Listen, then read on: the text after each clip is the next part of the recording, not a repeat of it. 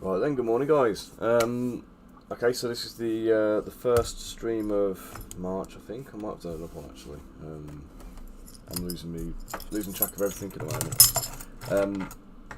So as I've been discussing, I've been meaning to come back and revisit these guys for a while now. So this is my City Watch. Pick up my glove. Sorry, just sitting on it. So the City Watch, this is the standard kind of model I made, and I want to update this a little bit, so I am going to do these new ones as City Watch Mark II. So the personalities that are in now I do want to come and revisit and update. I'm going to lose the star badge on the chest because there was a little bit of contention over that.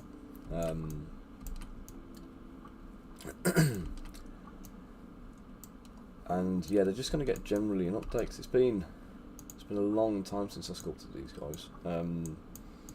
So I still want to kind of give them this kind of like, you know, individual kind of feel, like each person is like their own character, if you like. I probably will still keep the same helmet style. But I think the shield needs to go. I'm kind of not even convinced they should have shields, if I'm honest. Kind of the more I think about it. The sword, I'm going to switch out.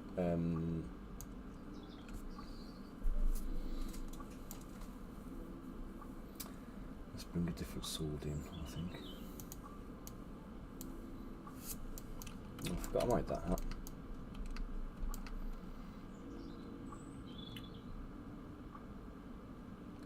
So let's just revisit the ones we did before. So previous characters, the ones who already exist, are these guys.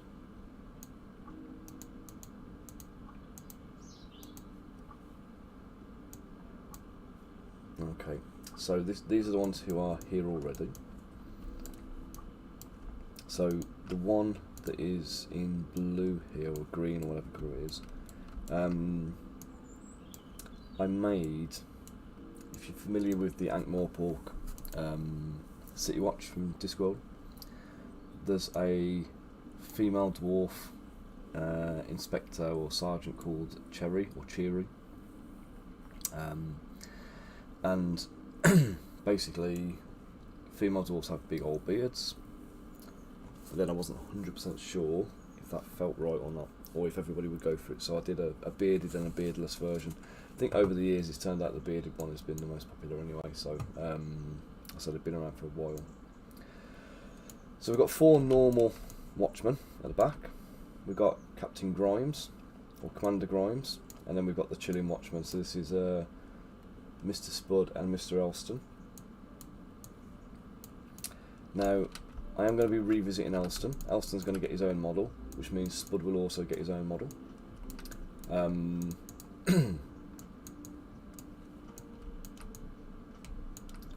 Yeah, I want to come back in and just give these guys a bit of a revisit because I feel like they need it. They sell well, they've been very popular, but they are now very old models. So I suppose the first thing to do is let's get this base model made up. Do I have standard?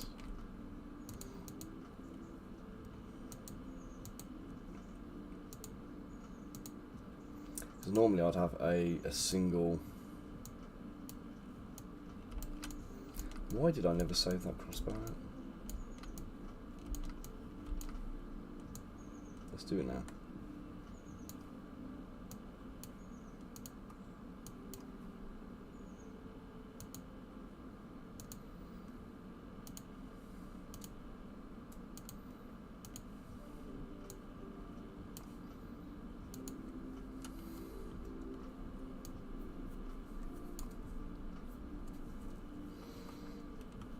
So component library, weapons, missile weapons.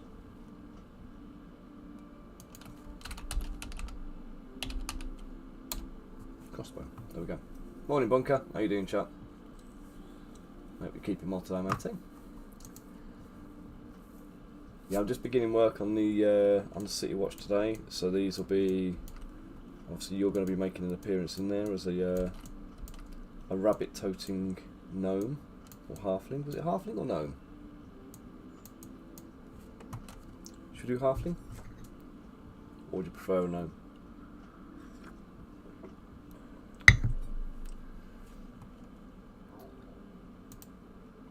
So there's my breastplate.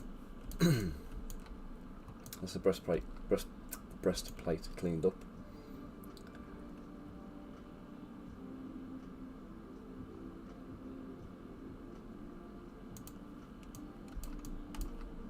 That's my standard head. So let's start with the heads actually. Let's work on the heads first. Let's do these in the visage of all you handsome people who are going to be the feature characters, eh? Okay, so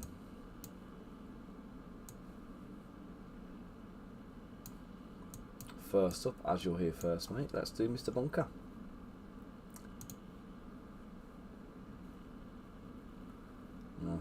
I know you sent me pictures. I'm just trying to remember where you sent them to. How was your weekend anyway, mate? You had a nice time? Nice and relaxing?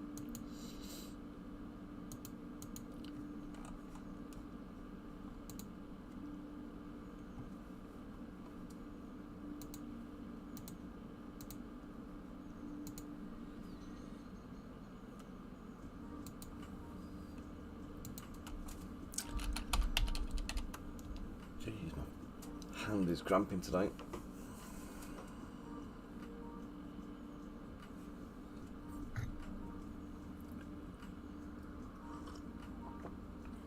Yeah, I found them here, mate. I've got them.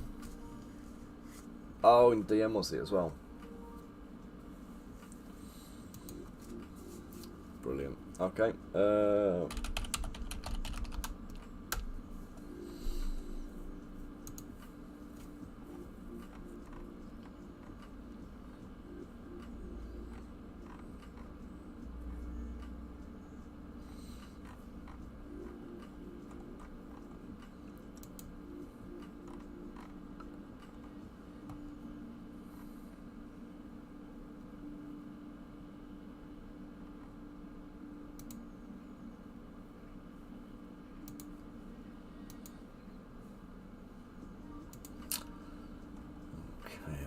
Okay.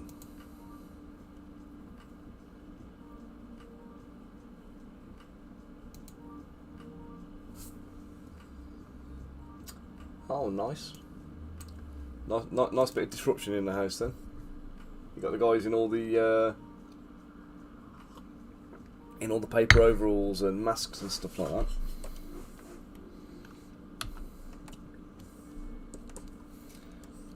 Let's duplicate this.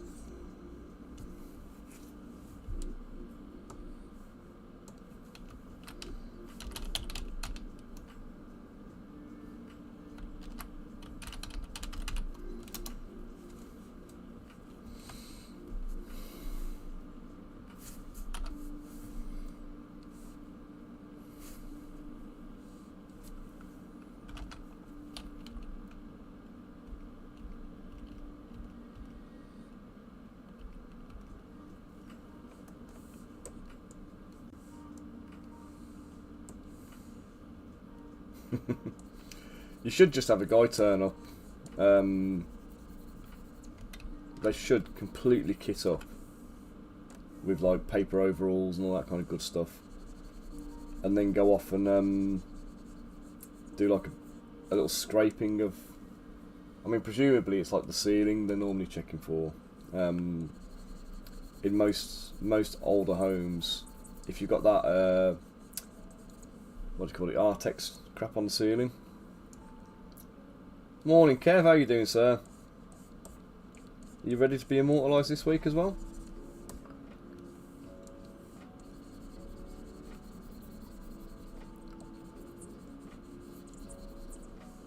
So yeah, they'll just turn up and I'll just do their little scrapings off the ceiling, and then I'll send that off and test it in a lab. And then if it comes back no asbestos, they can crack on and do your work.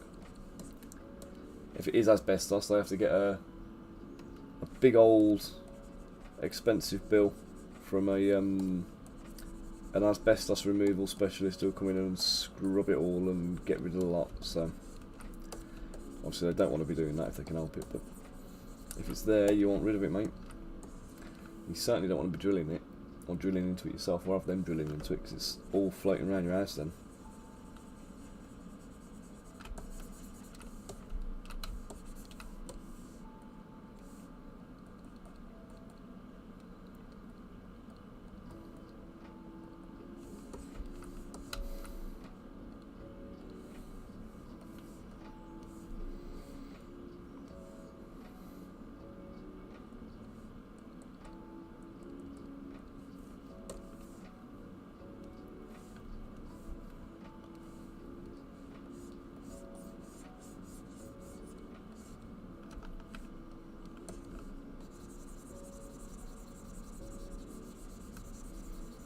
Lose the hard brow line.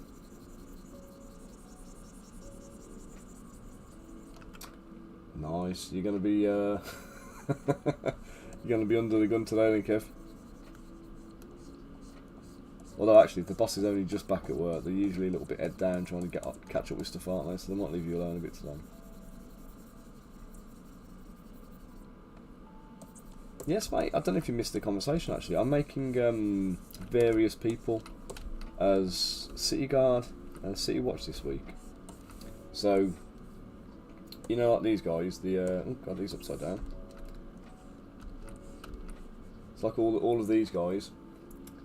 So I'm going to be adding to them. So we're going to be adding Bunker, Pickle, Elston's getting a new model, just like him on his own. Nerd Harler, I've got pending for a sculpt. Then we've got who else? Who else signed up for it?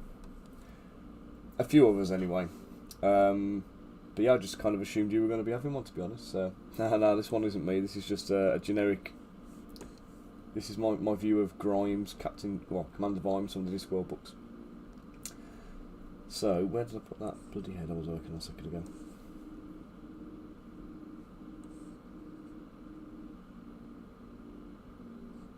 See, this is where I've got too many subtools going on. Let's just rotate this head around because it's absolutely upside down.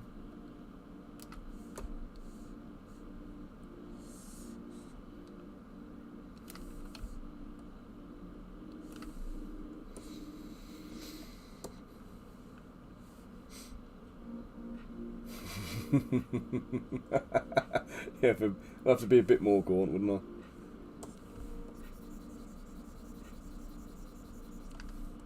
Wrong one. Now there is actually a model of me in the thing. In fact, you know what? Should I put myself in there as well as a?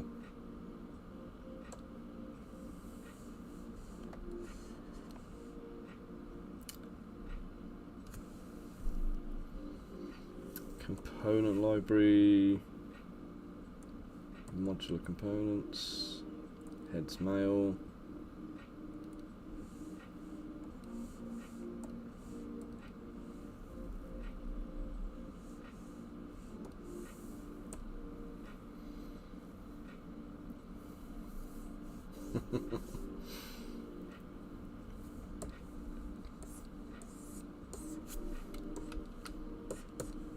There we go. That was my one of me. Let's stick him on a City Watch as well. In fact, you know what? I'll be Commander Grimes.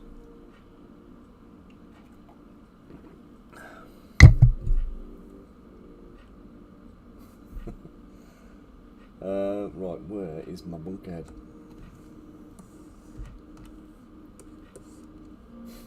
Morning, Rich.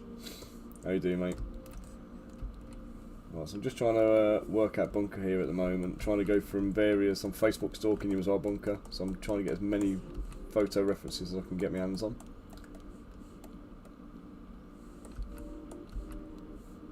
But you tend to do an awful lot of photos where you kind of like the camera's like a little bit down from your face. It makes it hard to kind of like figure out what I'm looking at. I mean, obviously I know it's your face. You're a busy boy with meetings, aren't you, Rich? You're always in and out of meetings now.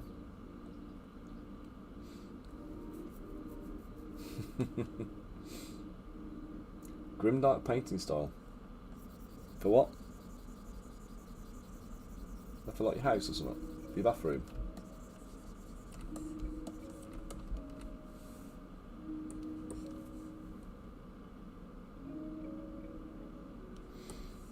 Rich, I thought you were doing like animal training and stuff. Do you have another job then where you're in the meetings, or does animal training require a lot of meetings as well?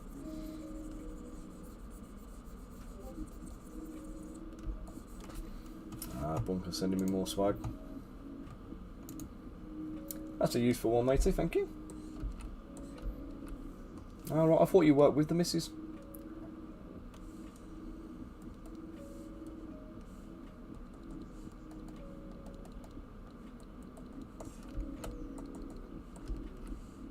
Oh, you just help her out with it.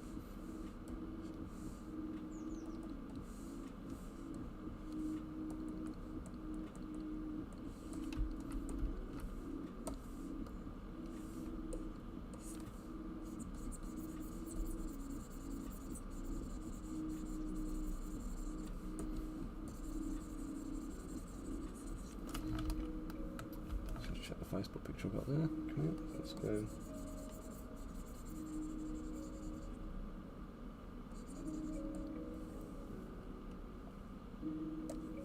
Ah, right.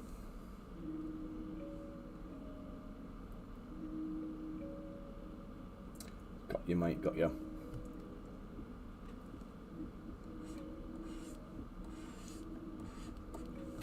I never had you down as an IT bod, actually. A bit Joker-esque that was, wasn't it?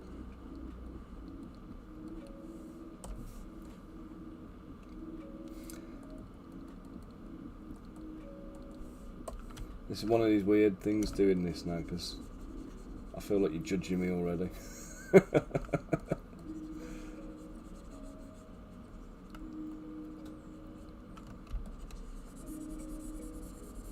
Or you'll have this bit where you're going, bloody hell, is that what everyone thinks I look like?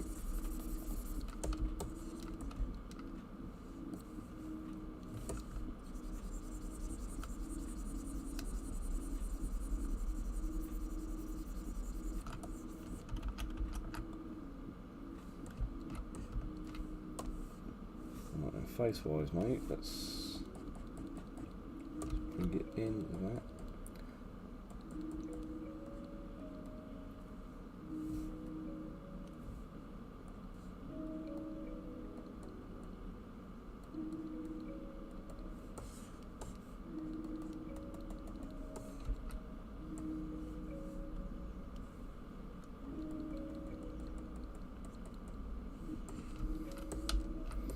I'm doing all the sculpting on the eyes here, but I'm actually thinking I might just put your glasses on anyway.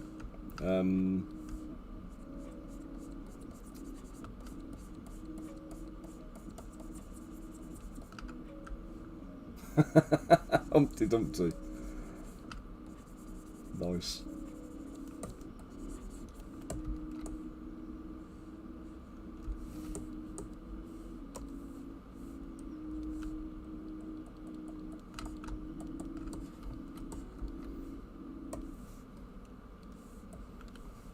Right, now hang on a second. Were we doing you as a gnome or a halfling, or?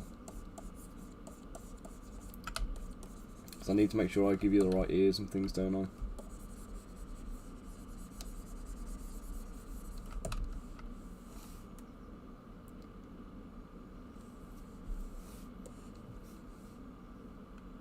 Gnome, right? Okay. So once I've sculpted your face, I need to deform your face and make it into a what you would look like if you were a gnome, which is easier said than done.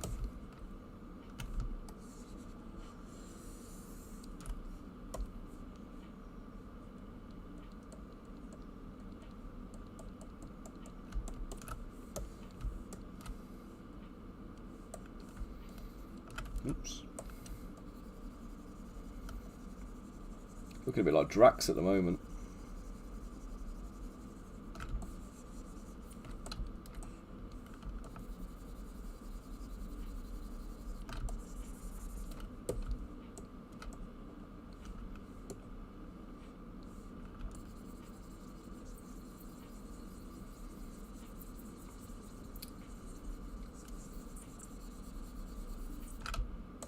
Yeah, that's it, chainmail covered indeed.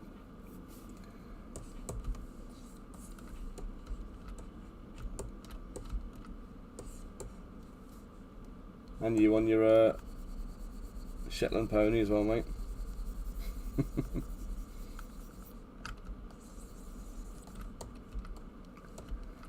What's the gnomes? Slightly larger noses, big ears.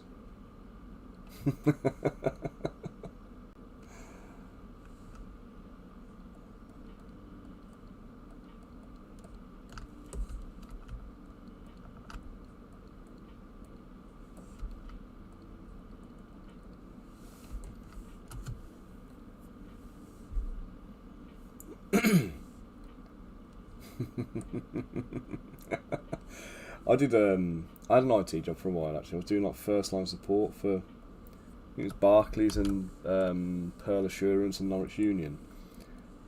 Basically, anytime the company I work for, they used to do like laptop repairs, like it was all to do with like the field guys. And basically before they got charged like 250 quid for an engineer to come out and try and fix somebody's laptop, we had to kind of talk them through some self-fixes. And you know, like you've got your standard things like, have you turned it off and on again? Is it plugged in at the wall? And those kind of things. And people get really like pissy with you when you ask them those questions. But like, you know, you're kind of going, we've just got to do it. You know, we've just got to ask you these things because you're going to get charged and you're going to be in trouble if they turn up and have to just plug your laptop in. And honest to God, some of the nonsense we used to have to deal with. I had a woman phone up crying once because her foot pedal wasn't working. And you know, when you kind of sit there kind of going, am I hearing you right, foot pedal? And it was like an older woman. And she'd got the bloody mouse on the floor treading on it. Mate, have you turned the screen on? I have genuinely had a woman, right, phone up, giving me grief because her computer doesn't turn on. Her computer won't turn on. And I'm saying to her, like, you know, is it plugged in at the wall and stuff like that? Of course it's plugged in at the wall. What do you think I am? You know, giving me a real kind of like headache over it. I was like, look, can you just, you know, I need you to check it before I can move on to the next step. Can you please just confirm it's plugged in at the wall? Give me a minute, I've got to get a torch. Why do you need to get a torch? Because we've had a power cut. Okay, and you think the power cut may be the reason that your computer doesn't turn on? Right. Yeah, man, actually treading on the mouse. Like trying to use it like a foot pedal from a sewing machine or something. And you know, you just kind of go, like, you just despair at the state of humanity at times. And it's like,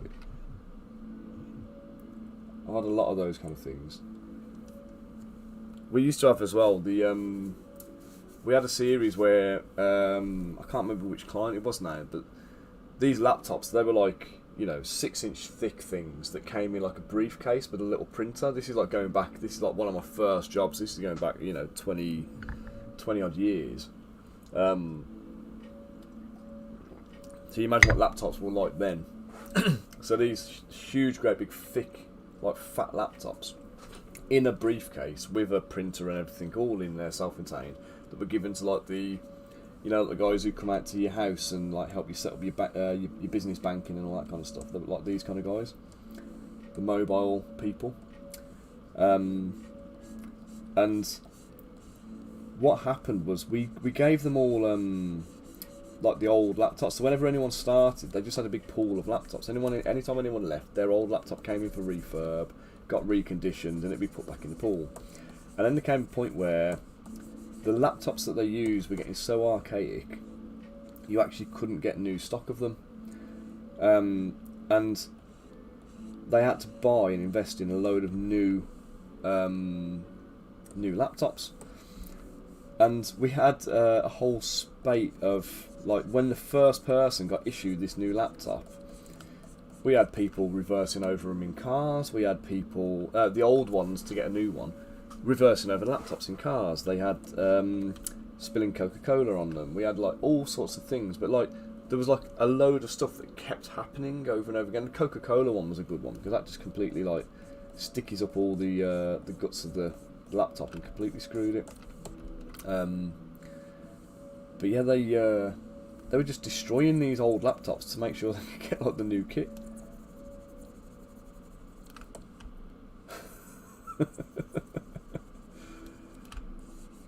Oh, it was just. I mean, it was funny. It was funny.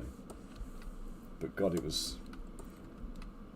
It was one of those kind of jobs where, you know, you're glad to be out of it at the end.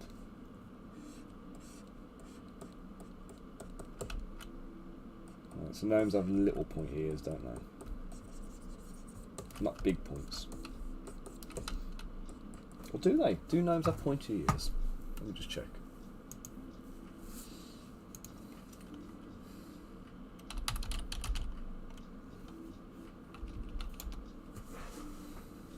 Yeah, so short pointy ears will do.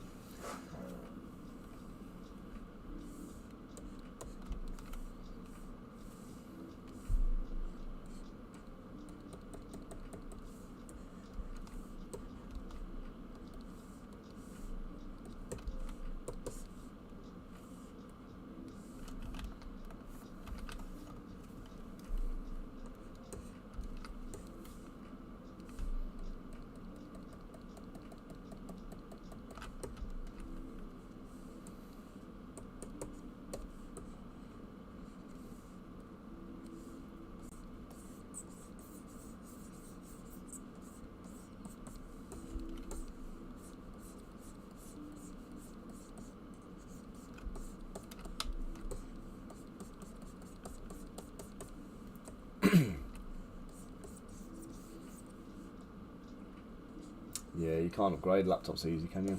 They're not designed for it really, are they? You can like whack an extra stick of memory and an extra stick of RAM in there or something like that, and that's all you can really do.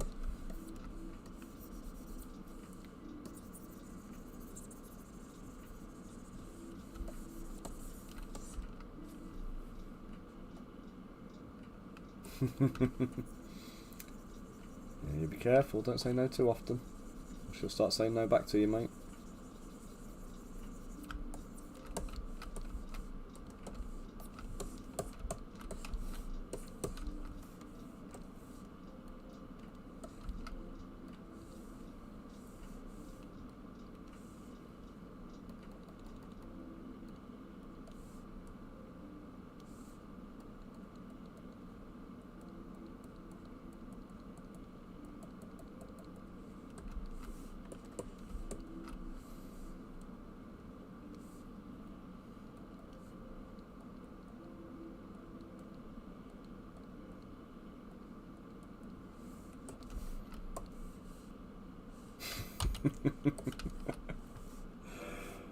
Well, I don't want to suggest anything, of course, but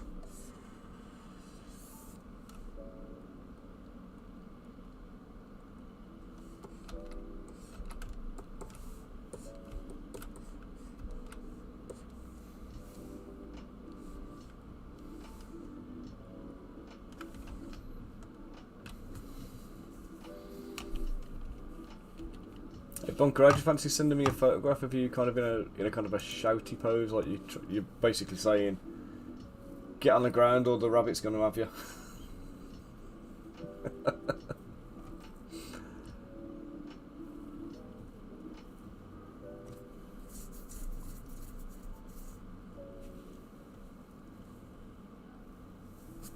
There's a sound plan there, Kev, sound plan.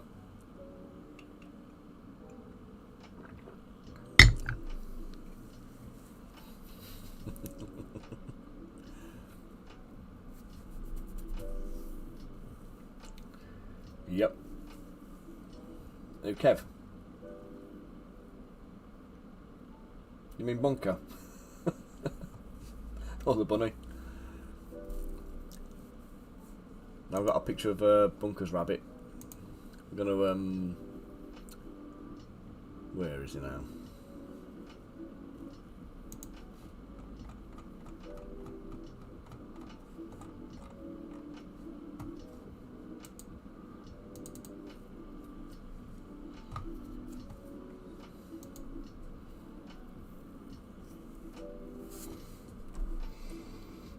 Right, so we need to do your beard as well.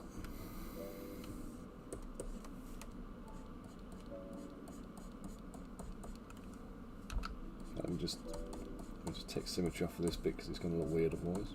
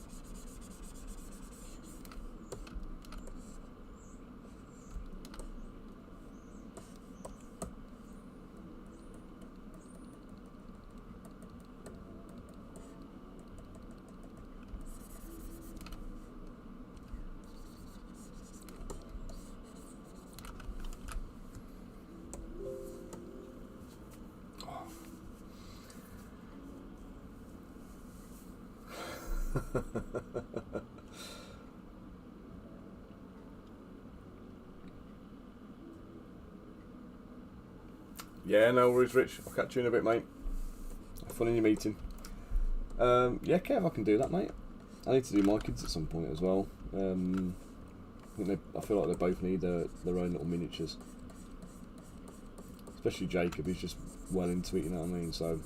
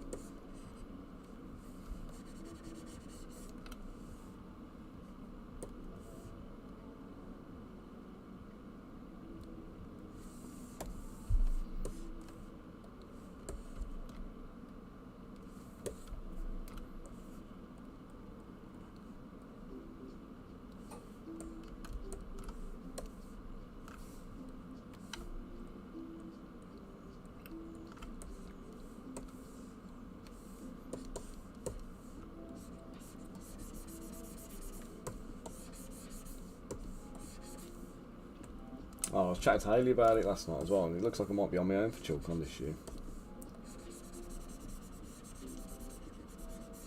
So we're going to struggle to have any of the get anyone to have the kids for us, unfortunately.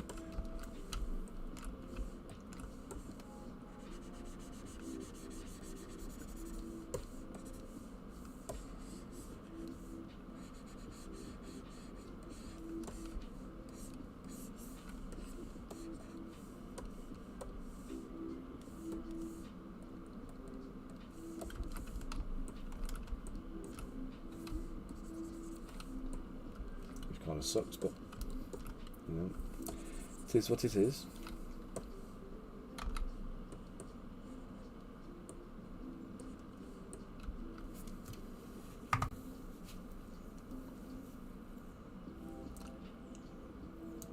Bunkers, we'll do that expression for you, do you reckon?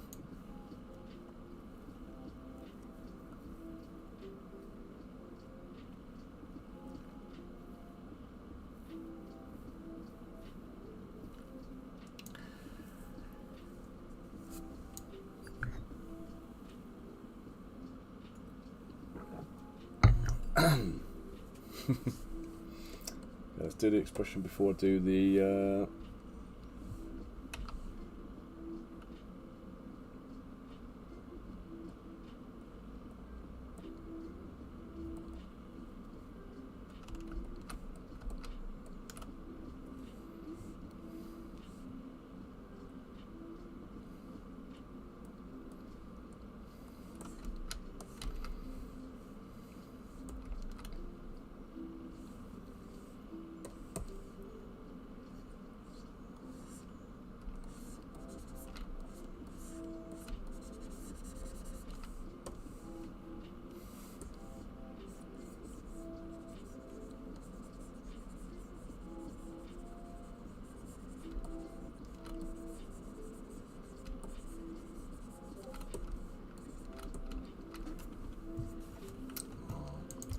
sexiness you're sending me now, Bunker.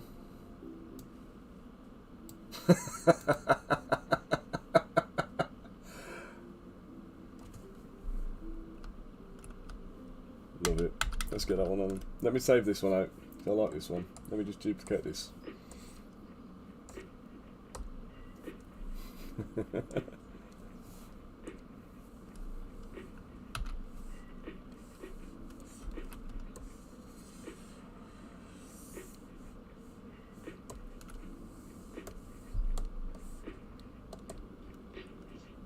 Oops.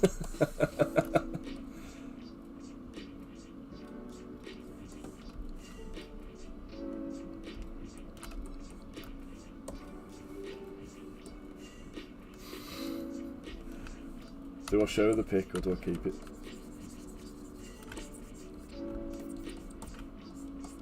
Oops.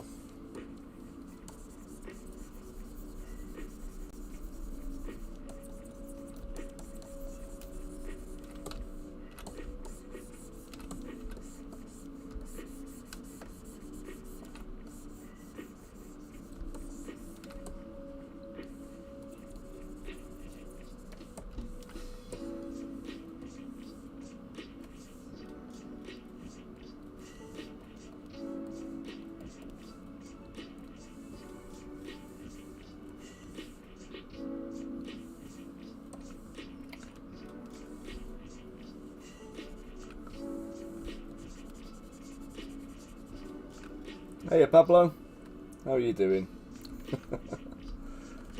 Which one was you watching then?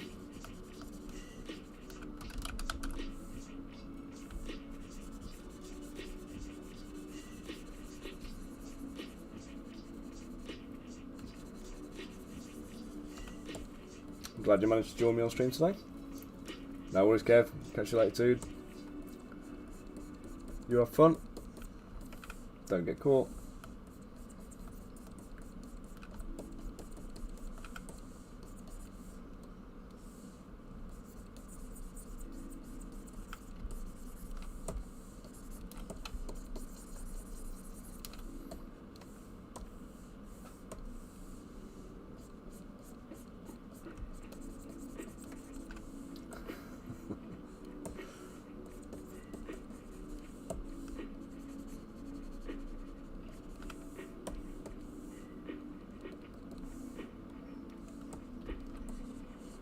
Bunker, how did you manage to get your face into that pose, man? This feels like unnatural.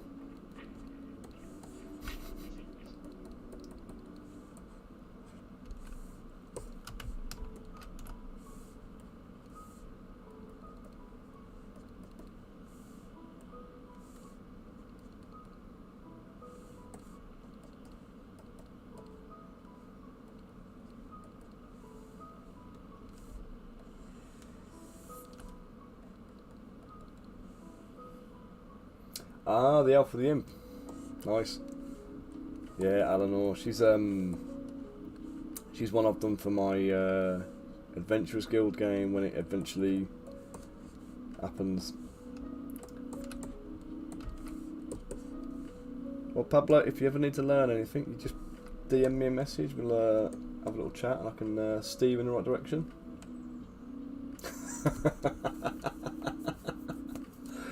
I can clean up the teeth, mate. Don't worry.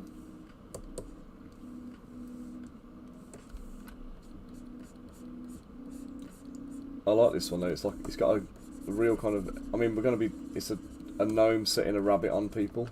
So there's going to be a good element of comedy about it anyway. It is a good, funny pose, so I think it's going to do the job nicely. So thank you for that, sir.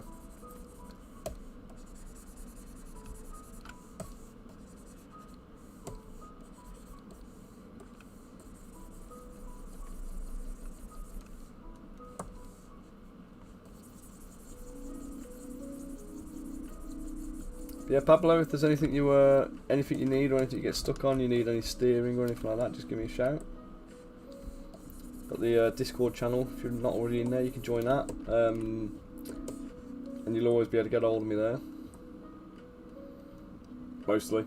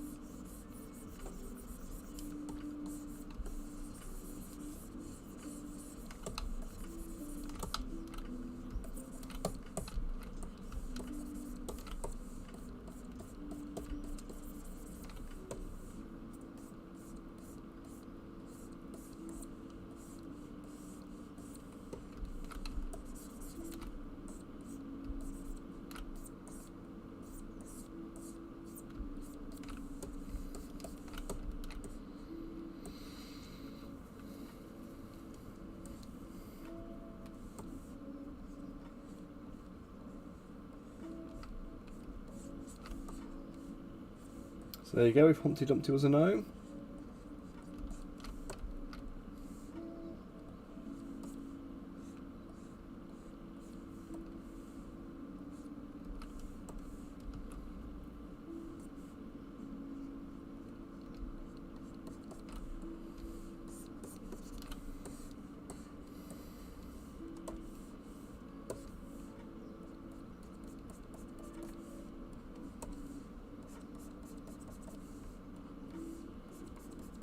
Well, Bunker, wearing the hat or not the hat? The tin hat for the guards. What do you reckon? Maybe we have that. Maybe we have the hat flying off the back of your head as the rabbit's like pulling you along in attack mode. What do you reckon?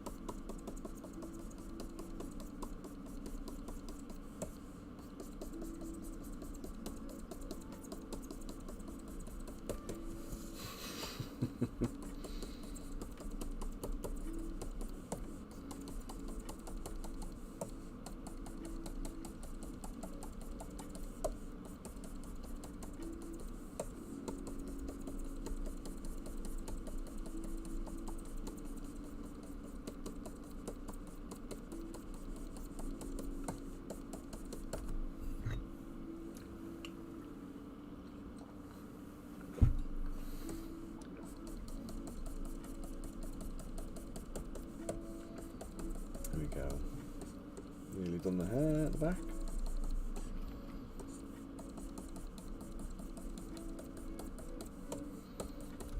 So once I've done that bit, I'm just going to give it a little smooth over just to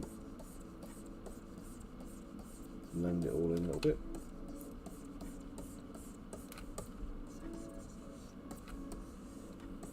If your hair's short enough here, I just want it to be like an indication rather than a... I'm not going to sculpt like strands or anything in there. That'll be too much.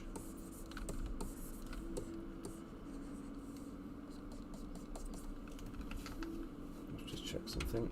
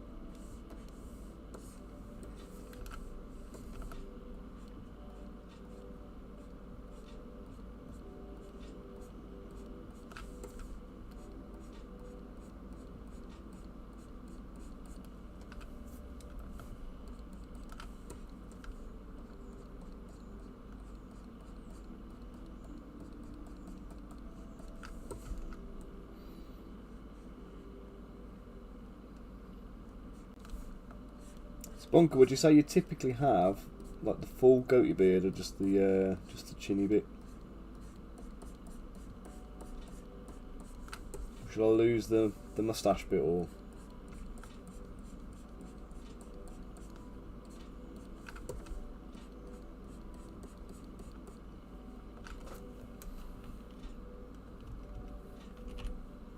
What have I done there? Have I managed to change materials without...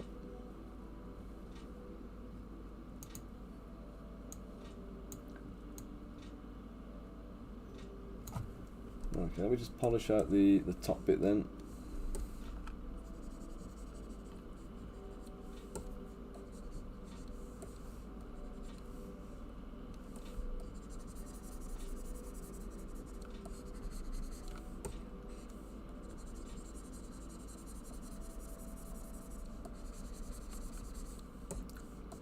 You can stubble that bit in then, can't you?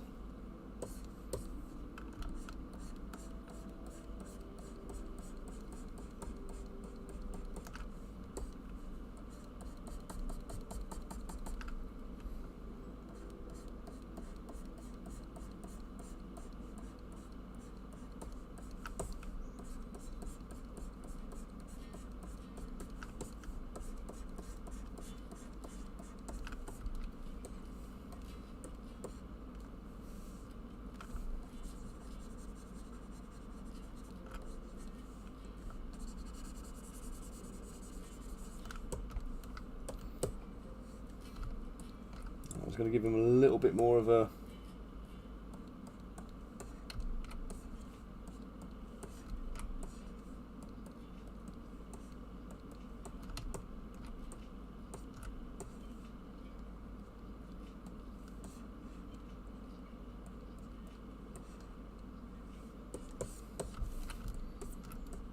It's looking good.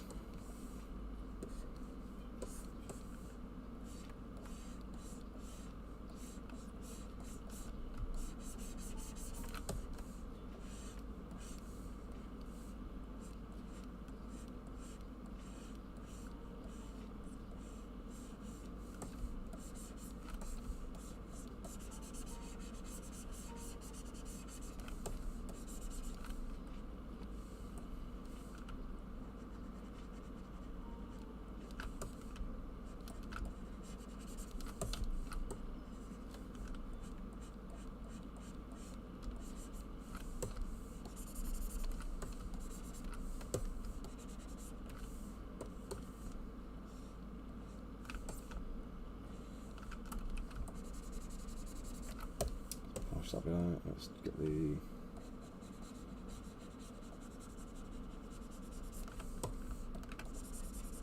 edge of the lip sharpen up a touch.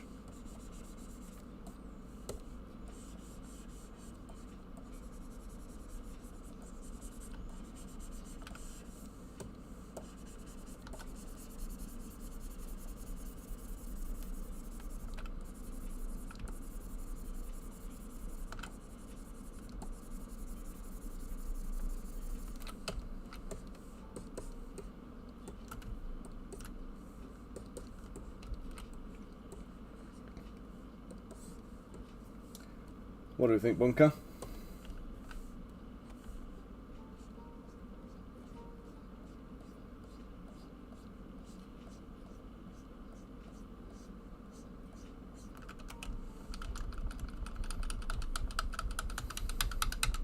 I haven't offended you, have I? Let's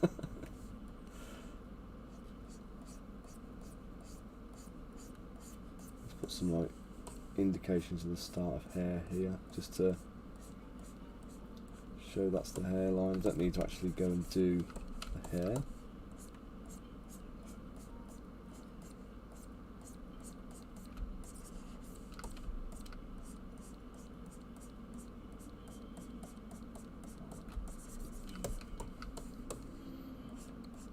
Okay, so I need to make you as a little gnome guard. So in a minute, what I'll do is let's do the attack bunny.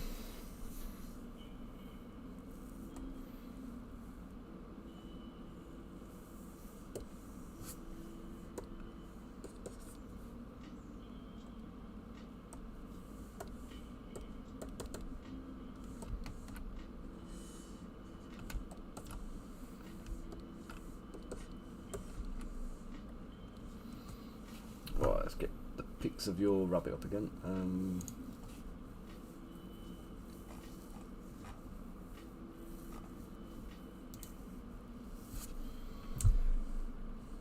Looks too cute to be a killer, your rabbit does, but let's make it happen.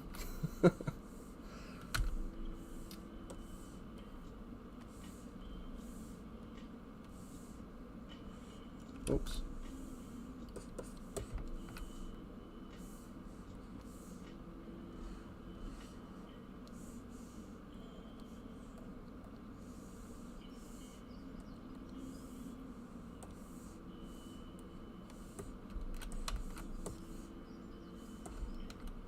Just killed cables.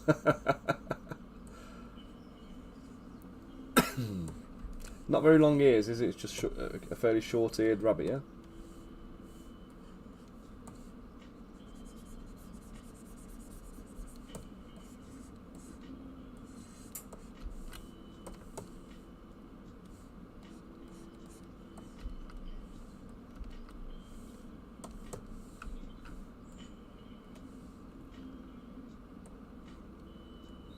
Oh dear. Have you got very adept at repairing electrical damage then?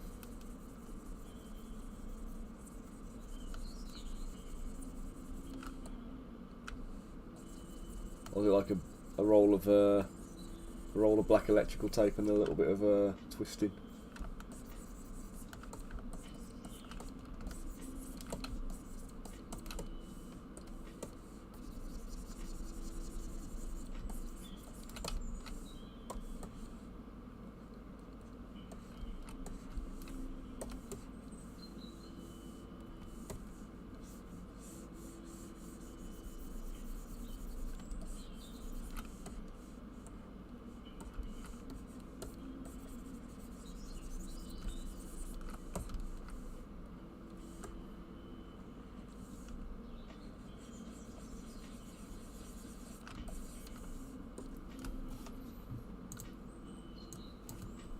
Do you know what kind of rabbit it is, mate?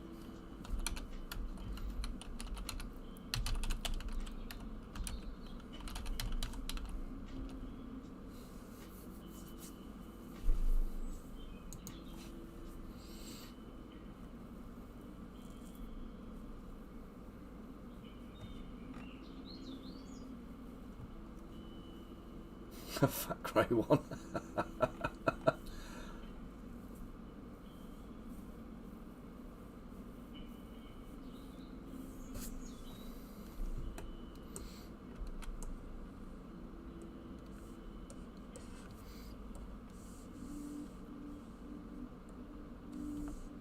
It's just a rabbit.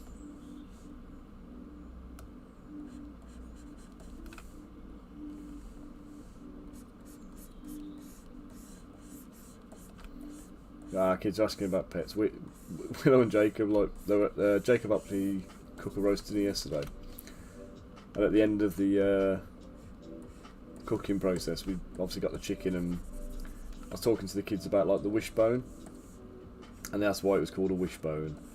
I said because you put your finger around it, hook it with your little finger, and then pull it with somebody, make a wish, and if you get the bigger part, then your wish comes true. So they were both kind of well into that, and then Willow comes out running saying like, I wished for a pet, I wished for a pet. It's like, oh god, we've already got Dottie the tortoise in the back garden, you know what I mean? So she's hibernating at the moment. I think they forget about her when she's hibernating. But Willow's desperate for a cat, but I'm allergic to him, so it's not going to happen. And Jacob's allergic to dogs, so unless we can get a hypoallergenic dog, and I know there are some, but unless we specifically get one of those, then that won't be able to happen either.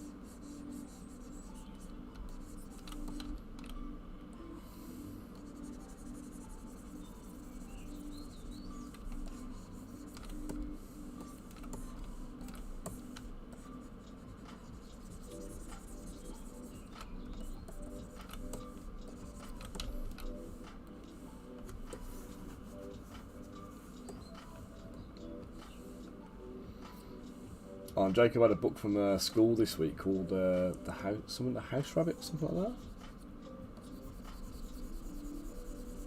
It was about a little demonic rabbit that I think that like hated him and tidied the house or something like that. It was a weird story. And then he started asking about a house rabbit.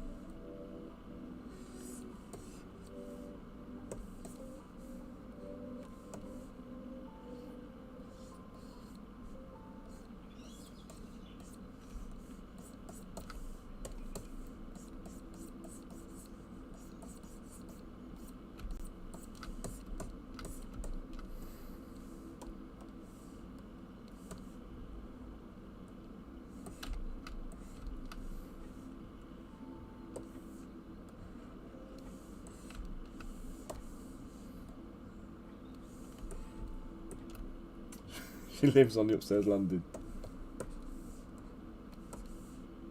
Like a guard dog stopping you going to the toilet in the night.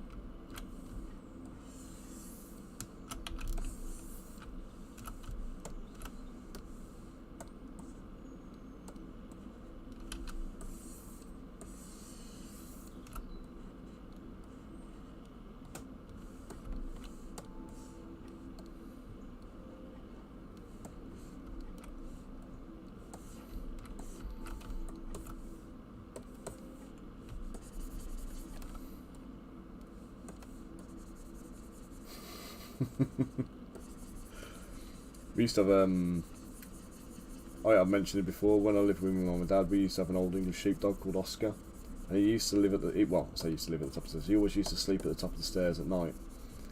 And yeah, he was the same. He'd get in between your feet and like cause havoc and stuff. And my mum's got a big scar down her leg now, and he'd gone into her bedroom when she went to the toilet the one night. She'd had a couple of drinks. Hey Skyhawk, how you doing, mate? So yeah, she'd had a few drinks and wasn't the steadiest on her feet anyway. And then the dog was in the landing, top of the stairs, and then when she came back from the toilet, he'd gone into her bedroom and he was like laying in the middle of the floor. And then next thing you know, she's tripped over him and fell onto a plastic washing basket, and the washing basket kind of split in half and sliced all her leg. So they're dangerous, having pets just lying around in it, but gotta love them.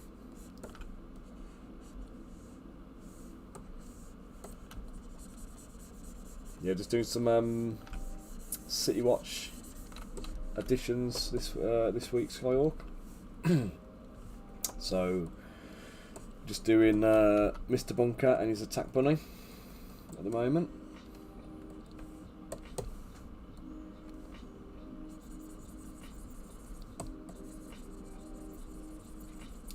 So Bunker's going to be a gnome watchman.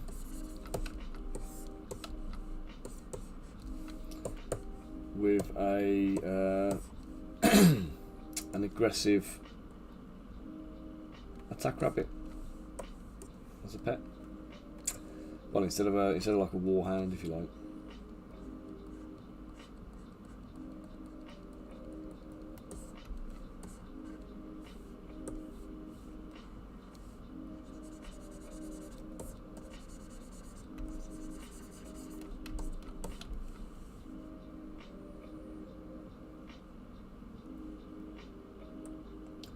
Let's just shape them outwards so they're not. That's it.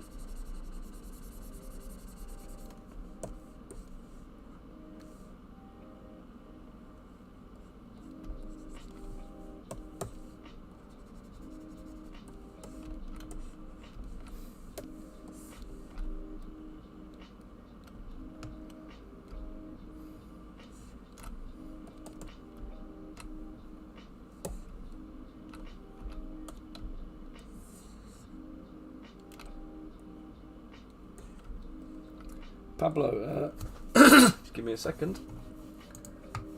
Let's see if we can beat Bunker to it today.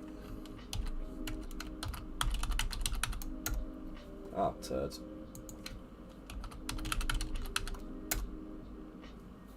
There we go. I'm guessing Bunker's got his asbestos guy there because he's normally fasting on that one. Oh, do you know what? You can't even see that, can you? You're on YouTube. Let me get onto YouTube, mate.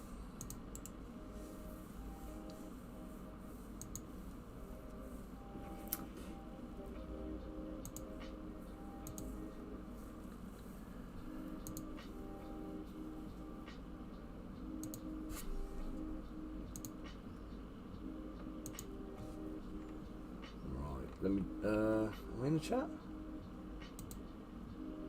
Show activity. Right, here we go. There's your link, Pablo. Sorry about that. I'm streaming on multiple platforms here, you see. So I'm on Twitch and Facebook and YouTube all at the same time. And I forget when we post the comments and stuff on Twitch, they're not visible anywhere else. So there's a bit of a conversation going on elsewhere. So if anything confuses you or you're not sure what's going on, just give me a shout and let me know. Right. I'm going to take a quick loo break and grab myself a snack because I'm starting to get a bit Marvin. So, got a rabbit's head done. We'll get the rabbit's body done when I get back. And what else? So I'll move on to another head after this one. Once the rabbit's done, I'll move on to. Let's see if I've got any headshots of Rich, or maybe do Kev. I think I've got the pics from Nerd Harler, so I can do their pictures as well. So yeah, let's get a load of heads ready, and we'll start putting them onto some guards' bodies then. Okay, guys, give me a minute, and I'll be back with yous shortly. What do I press? BRB. There we go.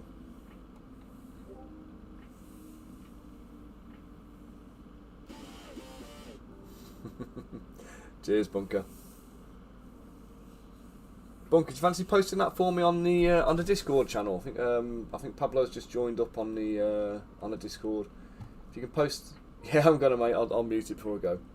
I'm not having any phone calls or anything today, but yeah, Bunker, if you can post that the discount code on the chat as well on the Discord channel for me, that'd be much appreciated, matey.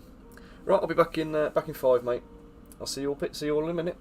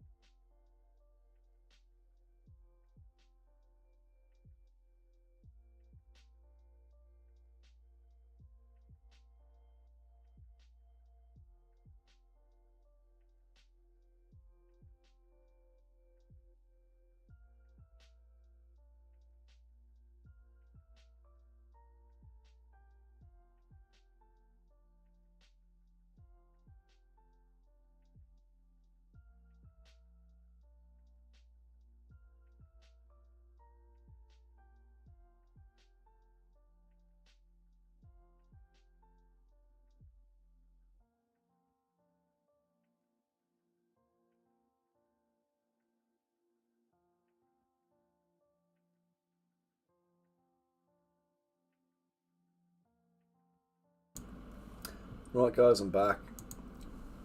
So let's get some biscuit out of tea first, I think. Excuse me. Bloody hobnobs.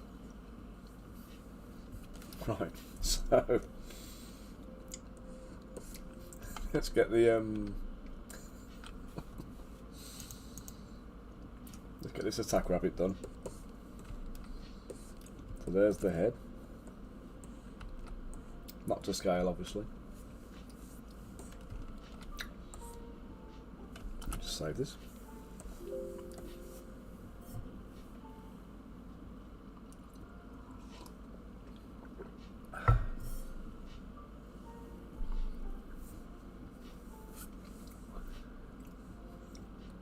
Okay, let's append the sphere in.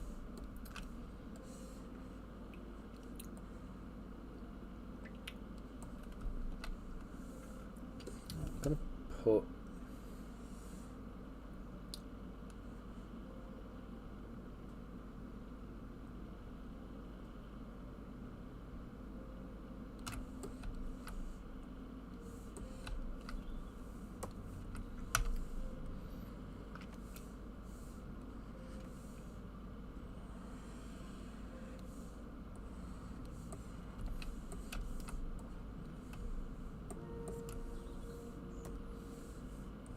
Dynamesh that together. Give it a bit of a rough out.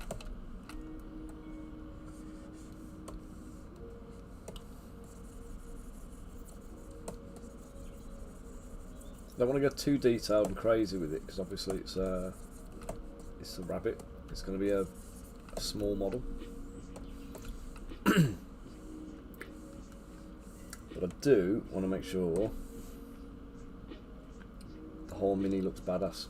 So let's get the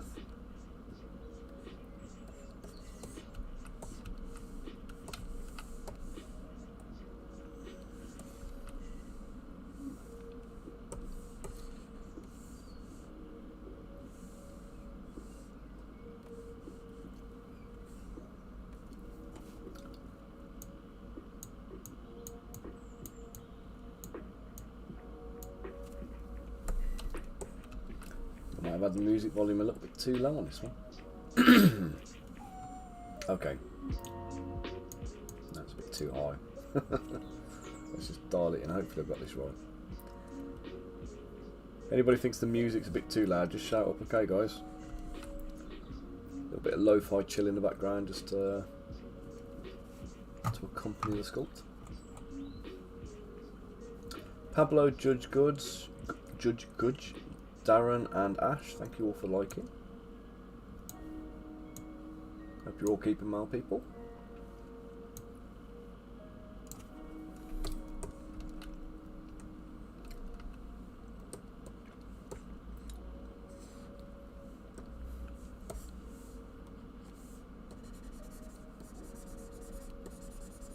Make sure the paws are a little bit chunkier than they perhaps should be, because otherwise we're going to get what's going on?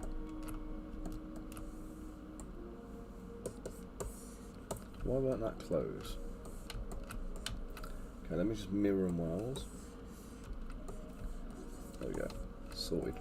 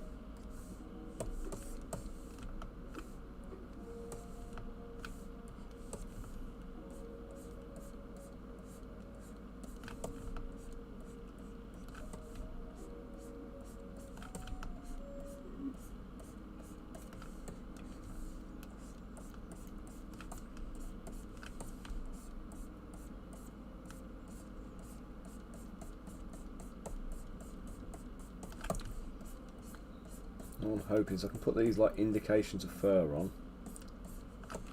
and I can dynamesh the whole model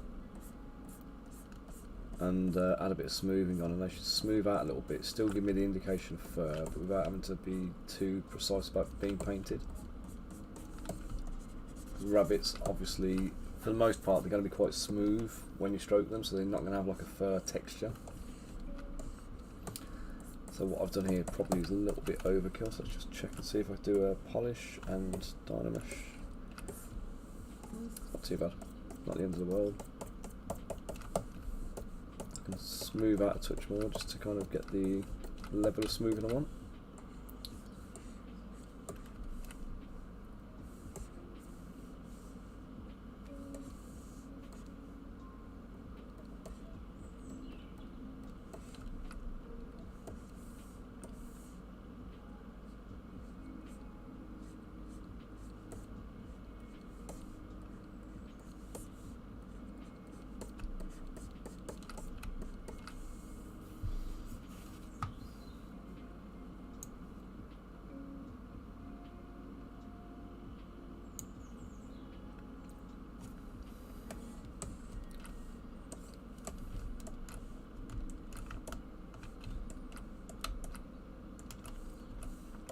Something that just occurred to me is when this guy gets shrunk down, you're not going to see his eyes.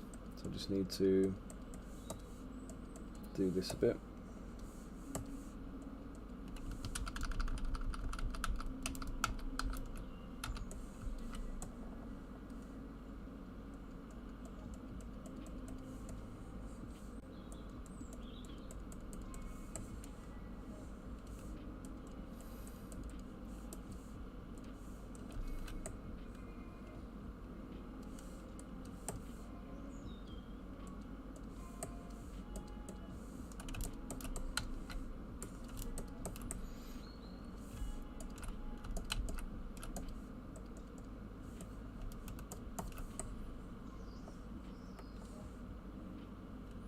Obviously, as the added bonus, I'm making him look a little bit more unhinged, which, as an attack rabbit, perfect.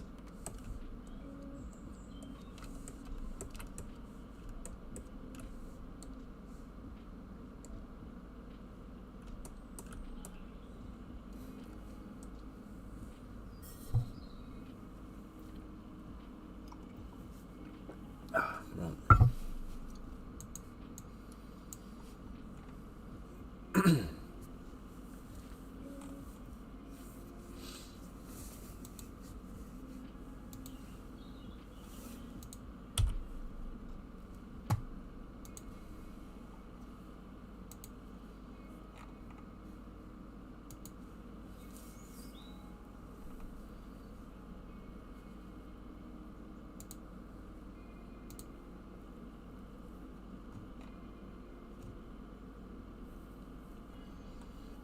Oh, I've just seen what Richard's been up to as well.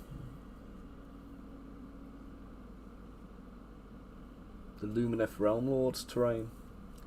And I have to say, it looks bloody lovely, that does.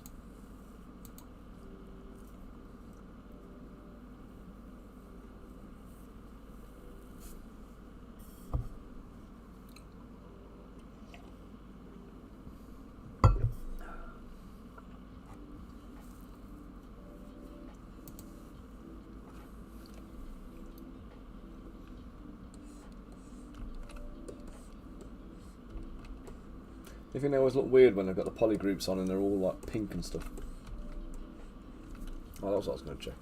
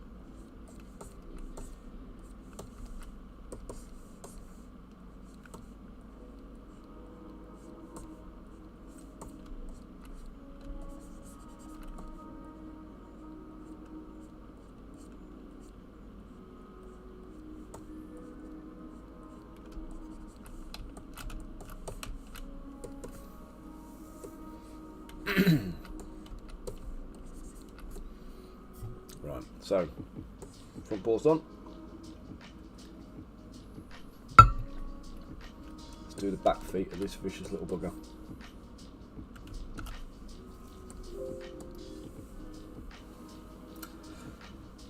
I'm going to have a little bit of a clean up in this file as well, because there's so much like junk and stuff in this actual file. It's going to be enormous and doesn't need to be. Things I need to keep I'll save out as separate subtools or separate Z tools that I can load in whenever I need to. And if it's an OBJ file or something I've already got stored elsewhere, I'll just can it and get rid. So I don't need to keep it in the file. Right, bunker. I'm going to give you a crossbow, I think, as well with the attack bunny.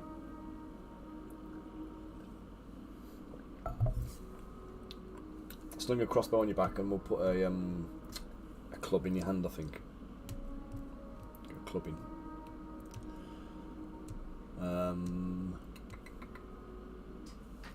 Right, so back feet on the rabbit.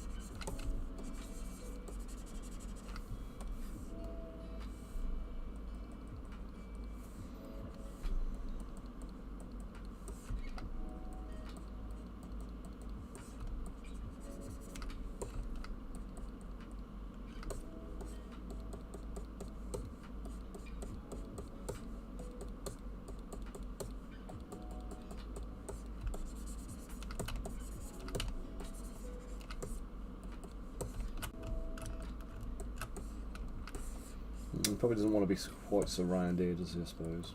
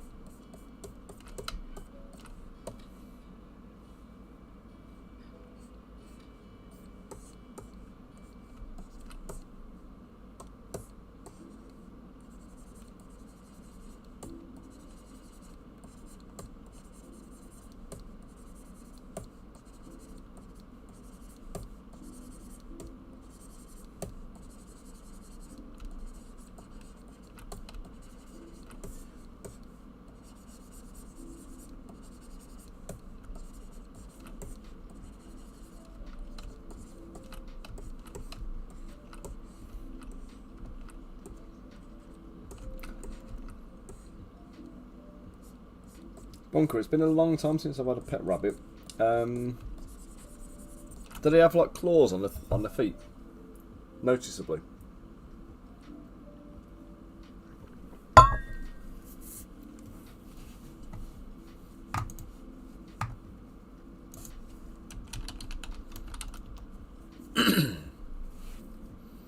Oh yeah, they do. I just googled it. There's some vicious claws on some of these things.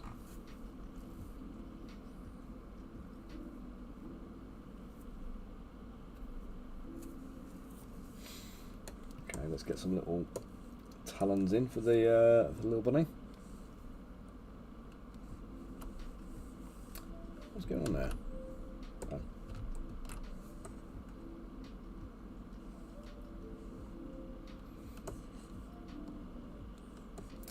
Very true, mate, they will. However,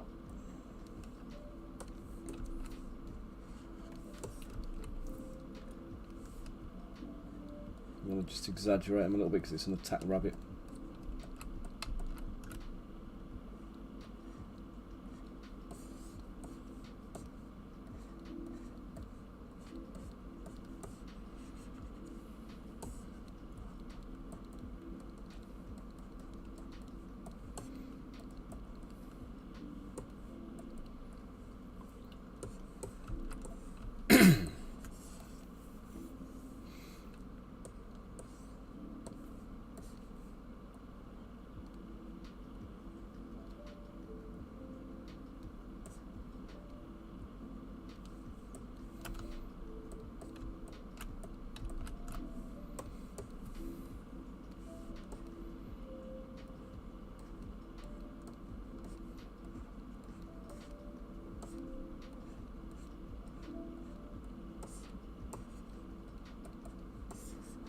Teeth bared and claws out. Claws? Bloody hell's clawed?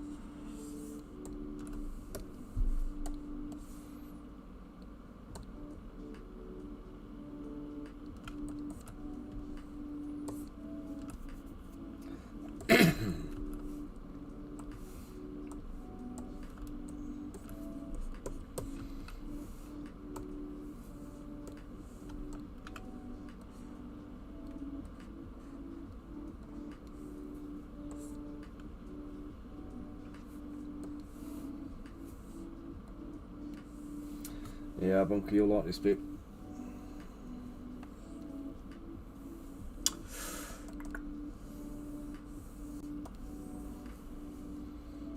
Right, so I'm going to use, what do you call it?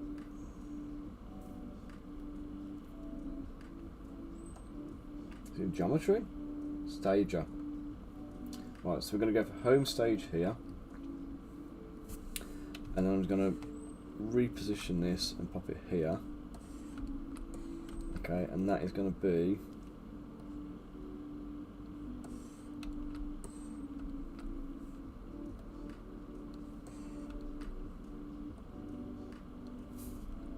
target stage. Okay, so I can switch back to home stage and target stage so I can flick between them. Okay, now I'm just going to bring the rabbit's fur in here.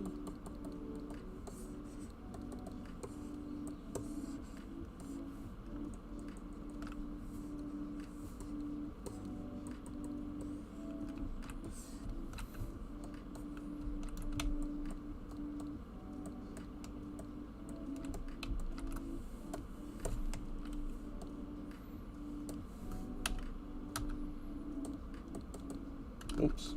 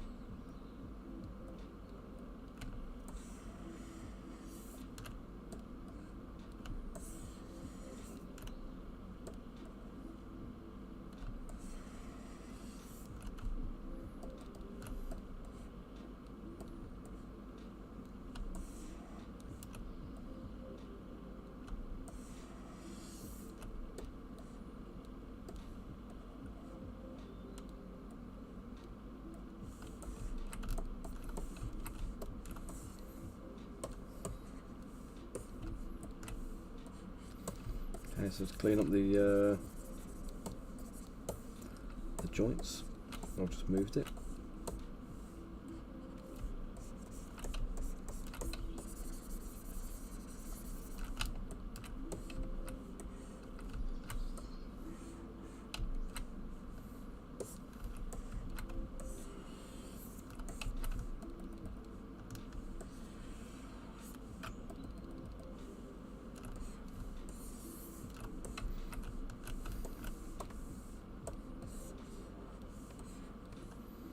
That was a fail, wasn't it? I've just unmasked everything, not meaning to.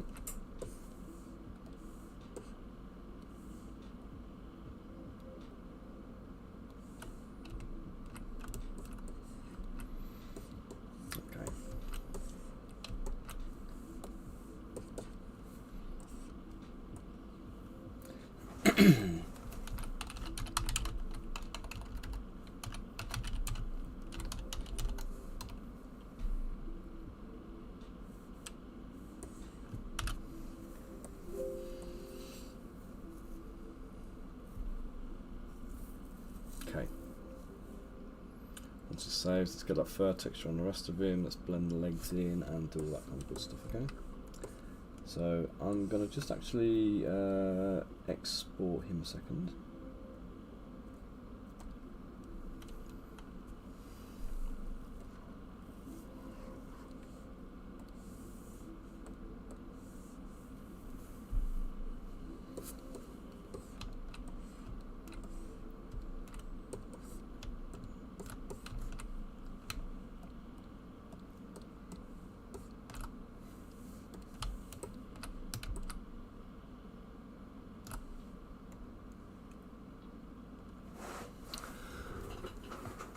A bit nippy in here. Let me just put my jacket on a sec.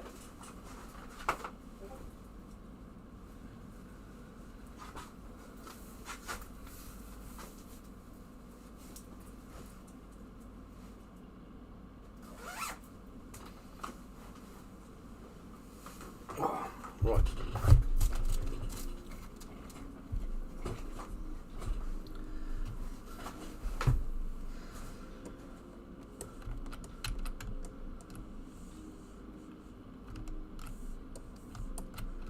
So what I want to do now, I just want to use the Sculptress Pro mode. I'm just going to blend in some of the joints here on the legs.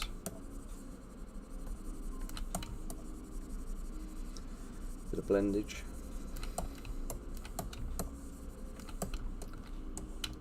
And on the tail as well. Oh no, yeah, I keep hearing about the snow. I'm really hoping it doesn't happen.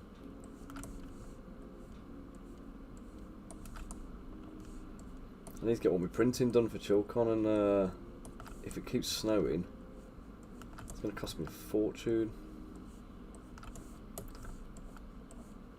I need to start warming up, man. It's supposed to be spring now. What they're playing at, eh? What's it playing at?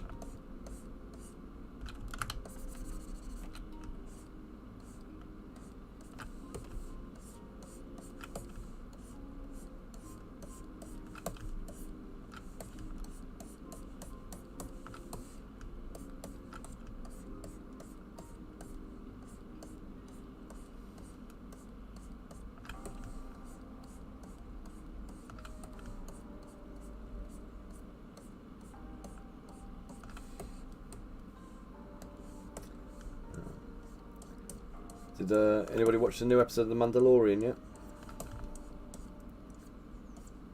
Quite enjoyed it, but I was disappointed it's one episode. I'd rather have like half a series or something like that in one go. I don't like this weekly release thing online when it's streaming. Seems unnecessary. But it is unnecessary, isn't it? But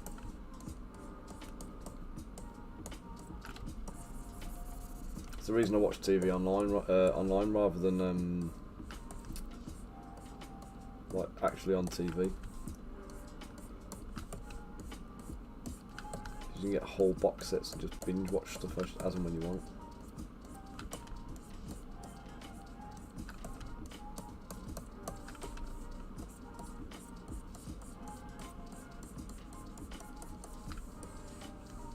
I started watching Andor afterwards as well. I haven't watched that yet, but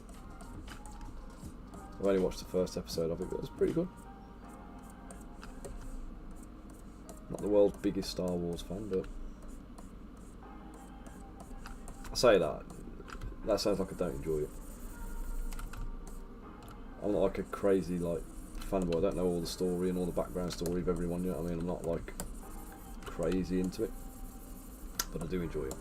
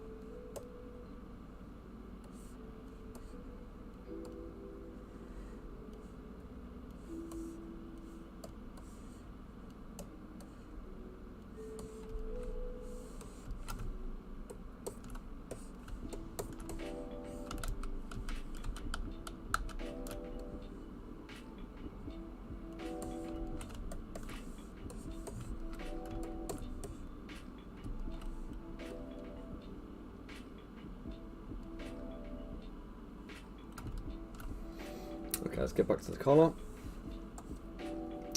Let's go pop this thing in home mode again. Let's go back to my stage. That's switch stage. We'll get it back onto home. Mine it's like this. I want to put some spikes on it. So let's put some spikes around the collar. So I need my spike tool, which is in my brushes. And again, these ones came from badking.au, I believe. So they're quite a useful little tool to pick up. It's one of the few that I do use, because ZBrush doesn't really have anything that is like an like spikes in a kind of a native format. Even the cones aren't great in ZBrush, so these things, they work quite nicely. Let's go for radial Y. That means that it's, you can see it's going around the outside, and then I can bring the spikes in like that. Let's reduce the Z intensity so they're not quite so sticky out. Perfect. And I need to do the brush depth now, so go back to my brush menu, go to depth. Let's just bring the depth down so the spikes are firmly bedded into the collar. Okay, so I now need to raise the Z intensity a bit.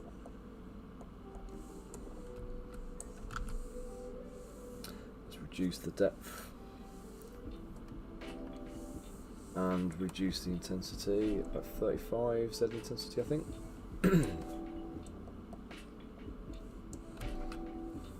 Perfect. Now just a minor adjustment to level it out, put it in the right place, and then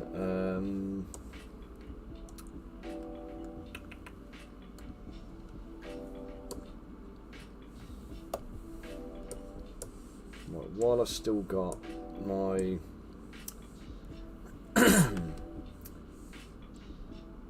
radial symmetry brush turned on, I'm just going to do some smoothing on each spike with the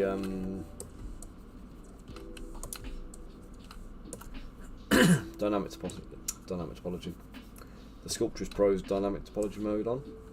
Okay, and now I can go back to stage mode, geometry tab, put it back to target stage, and now our rabbit's got a spiky collar. Okay, the back of the collar I want to add a little loop to.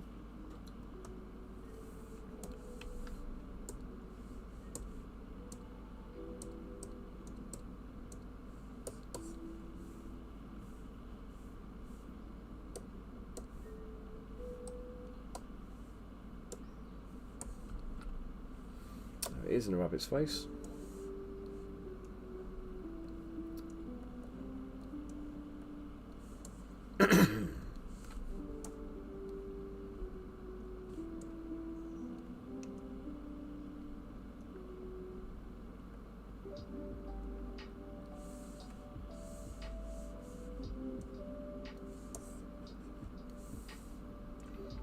Inflate this because obviously it's going to be tiny, so it needs to be big enough.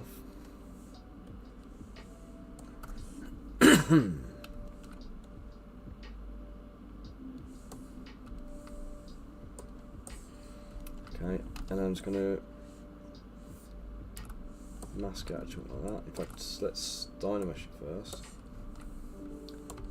then we'll mask out that chunk,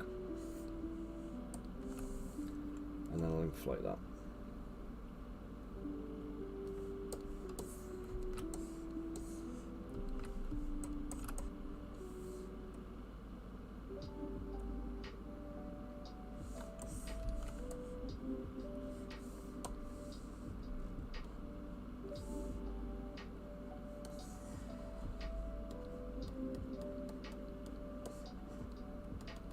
Hey Bunker, guess what else I did as well? I finally got around to green stuff in the wrist on that Ifrit for you. So I'll have that packaged up for you in the next day or two. We'll get that down the post office.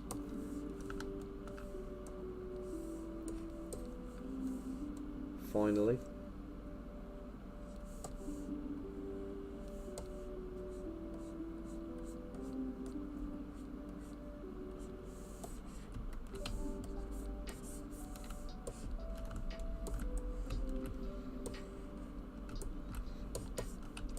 Okay, right, let's put the spiky collar on the attack bunny.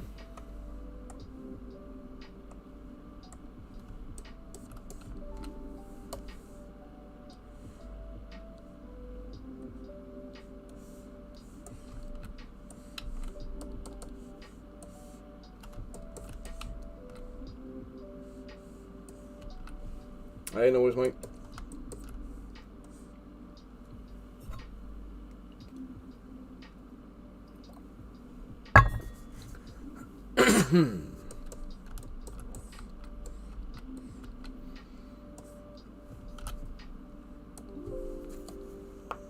Ah.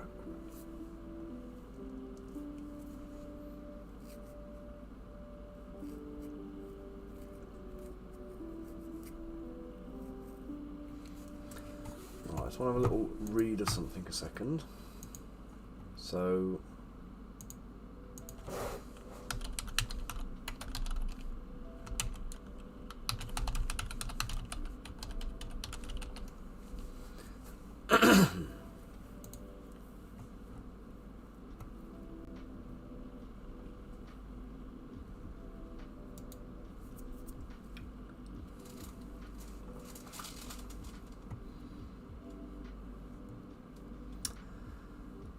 okay, so brown shirt and knee breeches, chainmail, iron breastplate, iron and copper helmet, sandals or boots, and a waterproof cape. A wooden truncheon, a sword and a crossbow, or a cultural weapon of choice. An hourglass and a bell.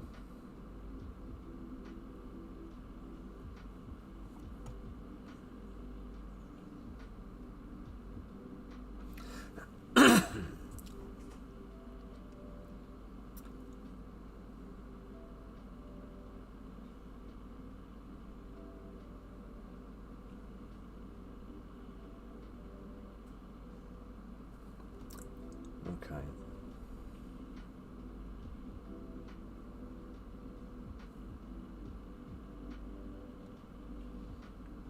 Okay, so the badges need to be shields, not stars.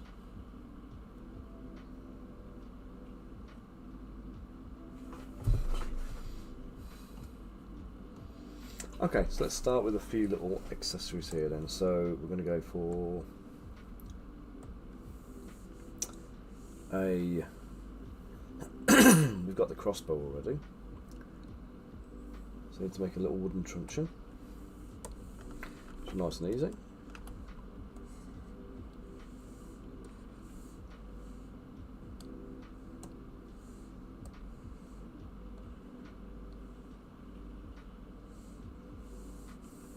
Would be easier if the background was grey. I could see what I was doing.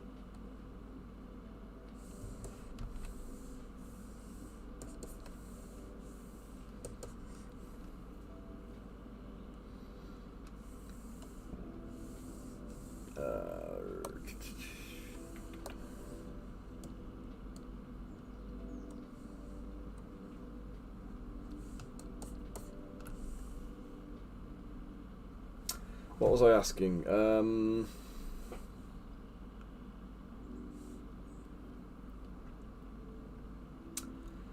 you know what, mate? I can't remember. Oh, I was just talking about Star Wars and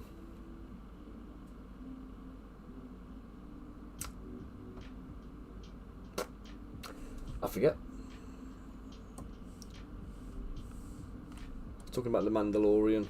I watched the first episode of the new series.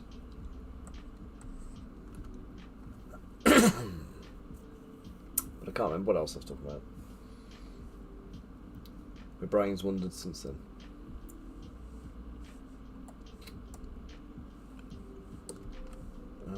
Let's get radial symmetry on. Bump it up. Let's get a rounded edge to this.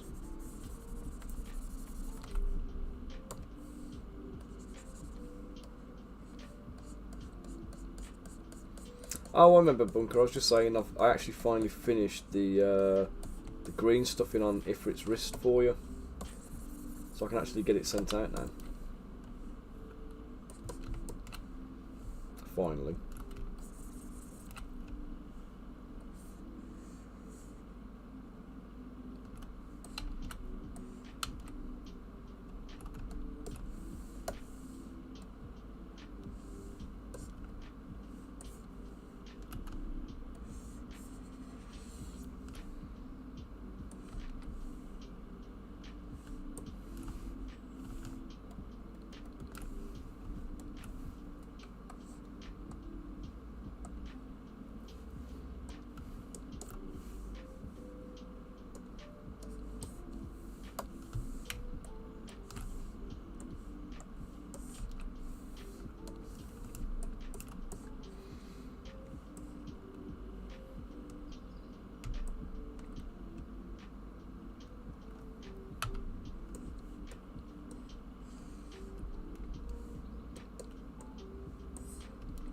What's that one, mate? Sorry, Yoda's prequel sequence. Oh yeah, the baby Yoda one. Yeah, that's the one.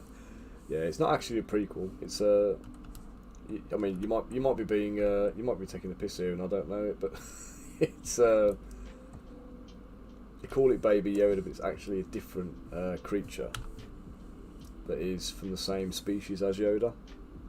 But it's a good series. It's got a lot of stick though from various things, but I think a lot of that comes down to that. Is it Gina Carrera? Is it, or whatever her name is?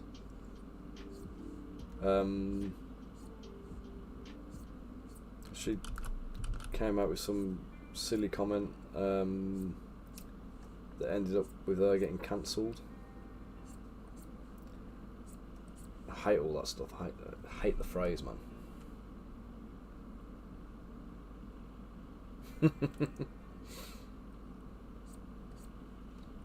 Yeah, I had my brother-in-law around the weekend. We did a painting session. In fact, let me just show you his. We'll show you where we got to on his. You know, we've been working on the Space Marine, the McFarlane Space Marine. Let's get the. Not fun way for the gun. Oh, it is. I'll show you where we got to, and I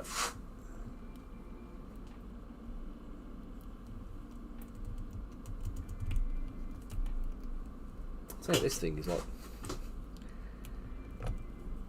absolute bastard iron. I feel like it's harder to pose every single time.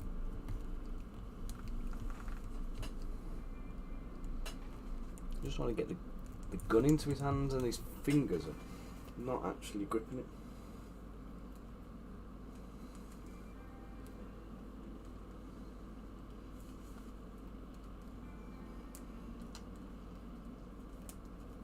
I think they're terrible designs, these McFarlane ones. They should have what do you call it, like changeable hands or something. Yeah, where you can actually there we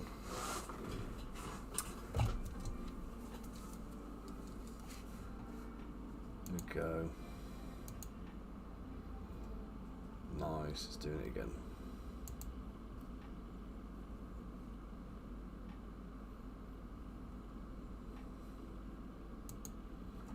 Give me a sec.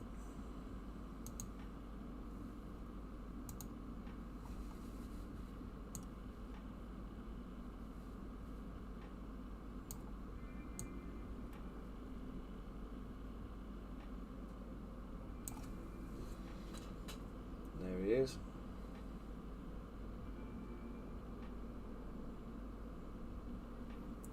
You see, we did the glowing effect on the eyes. Got the chest plate done. We did a little Auspex scanner on his wrist. A bit of chipping and stuff on his armour. We've got to get the pouches and things done next. So he's coming along quite nicely. And so my brother-in-law's not he's never done any like proper painting. Hey Patrick, how you doing, matey? Thanks for the light, mate.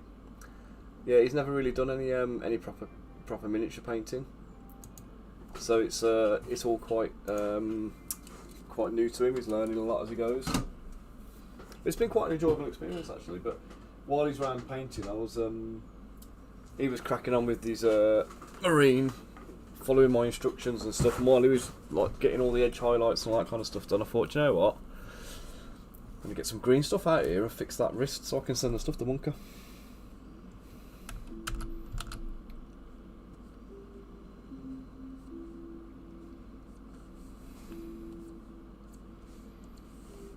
Right, there's the Bobby's truncheon.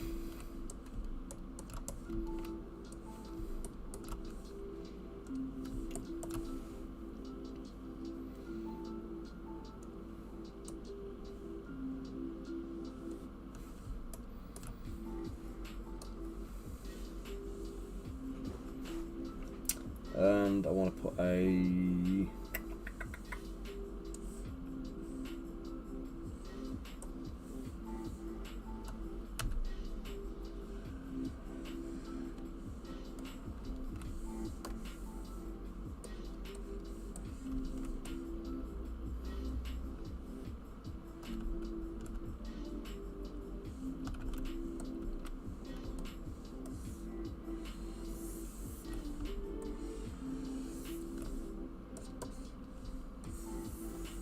is that teaching future in-house paint? Oh right, yeah.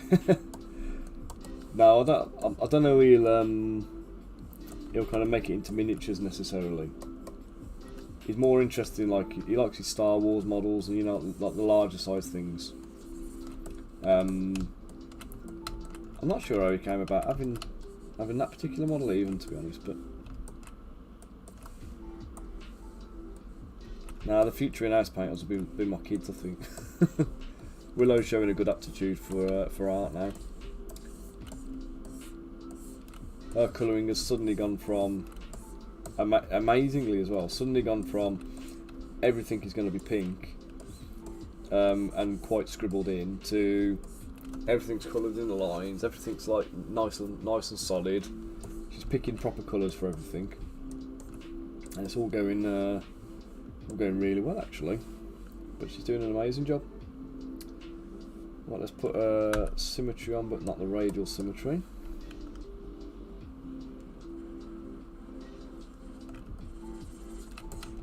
Pop a hole in the bottom there, and then we'll put like a little wrist lanyard through.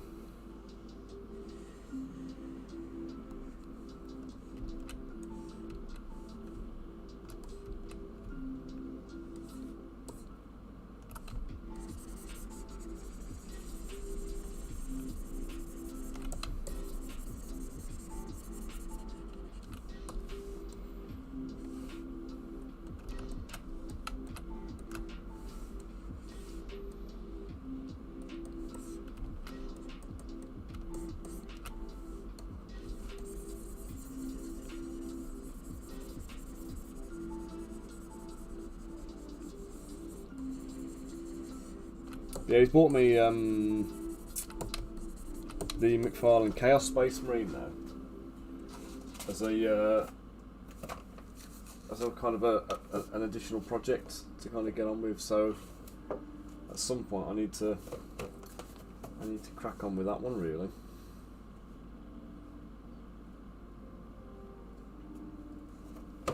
The part of me is very tempted to do some sculpting and modification and that.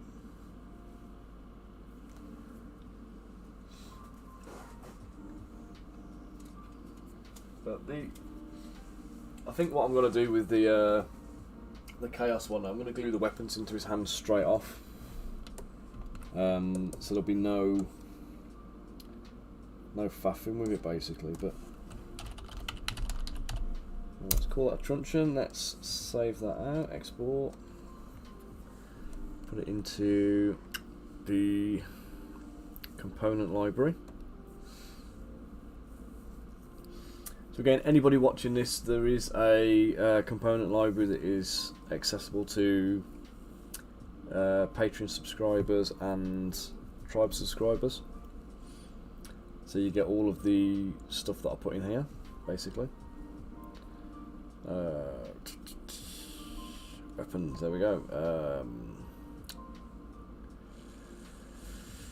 blunt weapons a bit. Truncheon.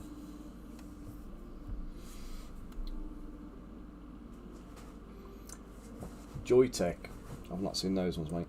I'll tell you the ones I do like the look of though. Have you seen the oh, I can't remember, mate, what they're called now. They're the the Kai Arts.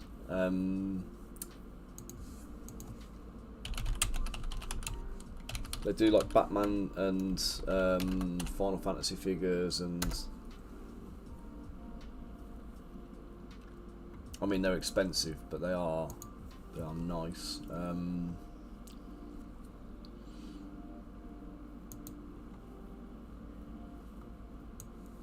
Like these ones, look. I mean they are like mega smart.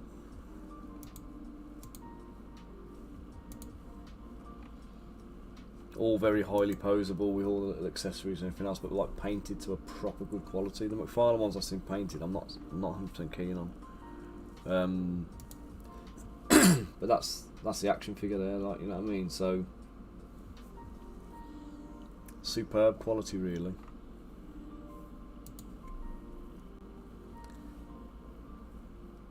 But yeah, if you're into the action figures and stuff, they're definitely something to have a look at. But you're talking, I mean, you can see the prices here. Look, 158 quid for the one here, 279 for that one.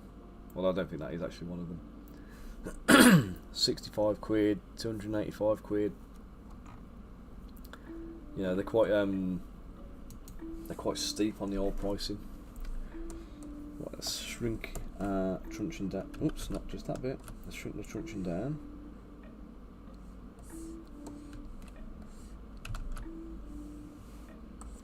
And then, what do we need? A bell.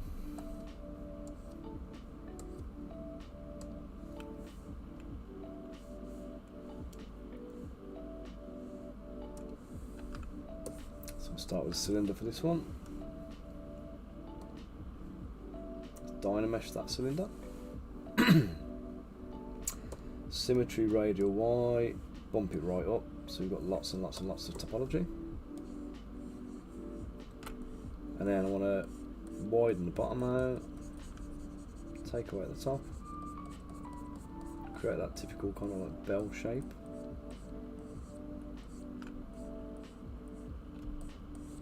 Smooth it. Let's do the inside. Let's just hollow the inside out a bit.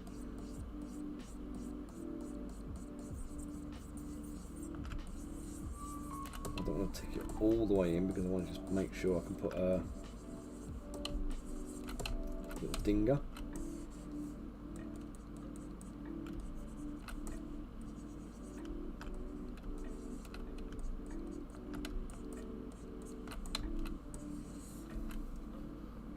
I have a feeling it's going to be a pig to print, but let's see.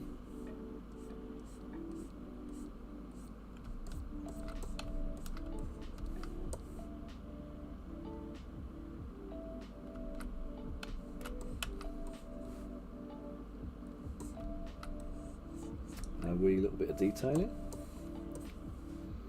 around the top here. Let's just put a little collar.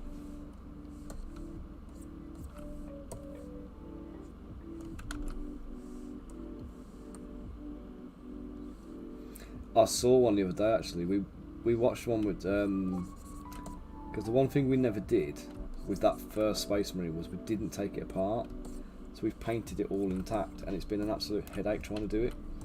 And the one thing we said is, like, next time we do one of them, so for like the Chaos guy, we need to pull him apart basically, and actually do it properly. And we watched a video while we were trying to figure out if it was possible to pull it to pieces, of a guy doing a big kind of like resculpt to turn him into like a Chaos Marine. Presumably before they did actual Chaos Marines as a kit, but he took an Imperium Space Marine and basically carved all the chest insignia off, and spent an awful lot of time turning him into like a really cool Chaos version.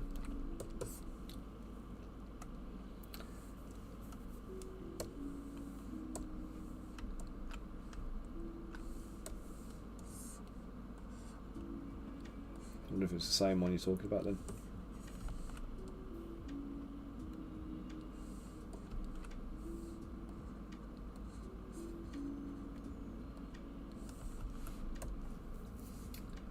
So put symmetry on this guy again. Y and R. We're going to do some of this. Again, we're going to just sculpt and shape.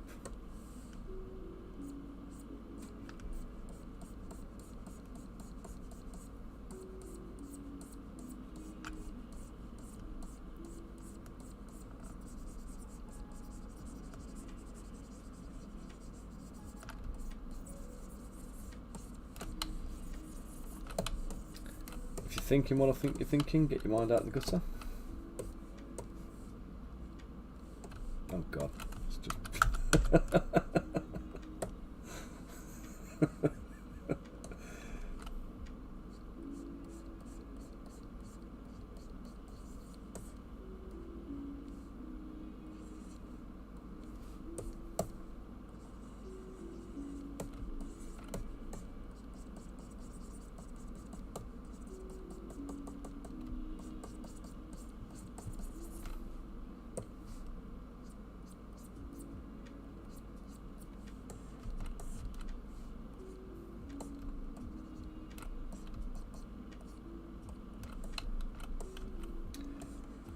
just now that's just going to break off, man.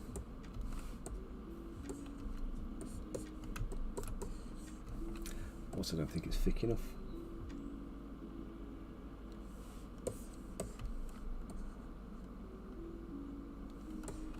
Let's try it.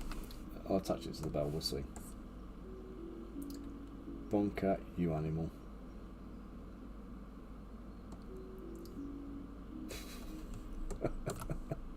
Don't help myself sometimes, I do. That was. I don't think that could have been like more like what I was trying to avoid if I'd have tried. Okay, so let's save as.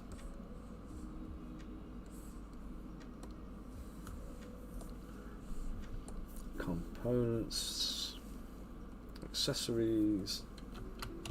Handbell, like the old school bells.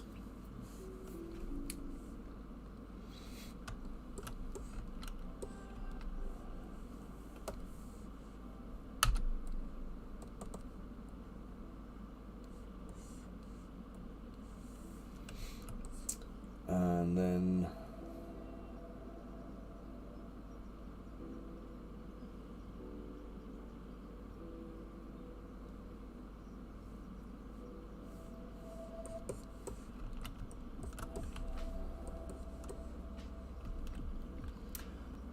we've got the hourglass, that was the other thing.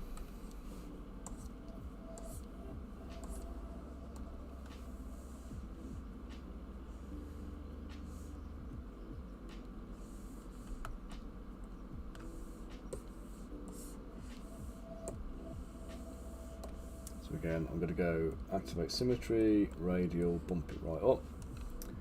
We're going to do some smoothing on it first, and then I'm going to do best way of doing this. Oh God, not that. Certainly not that.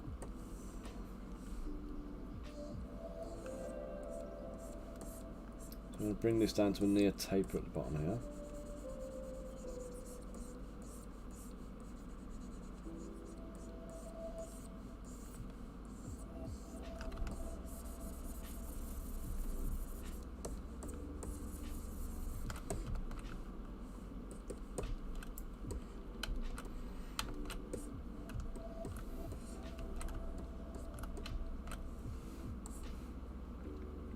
Duplicate that. I'm going to mirror it on the y-axis.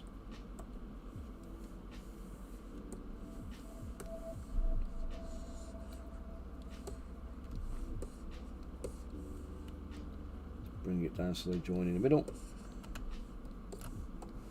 Merge. Dynamesh.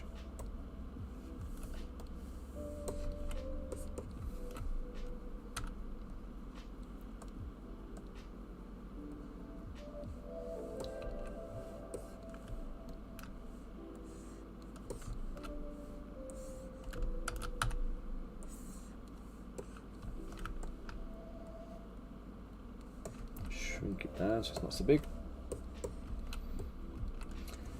And I'll probably want to have a cap on top of it.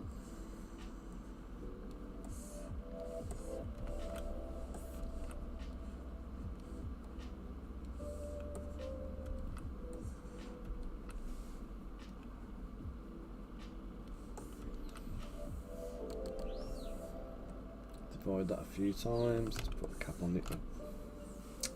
Let's delete the subdivisions. Let's put the cap at the bottom as well. And then I'm going to want to do 4 of these radial.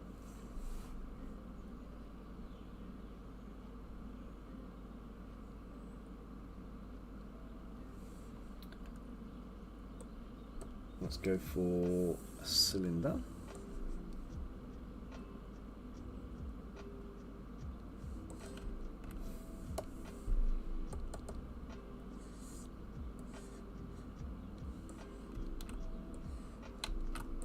There we go.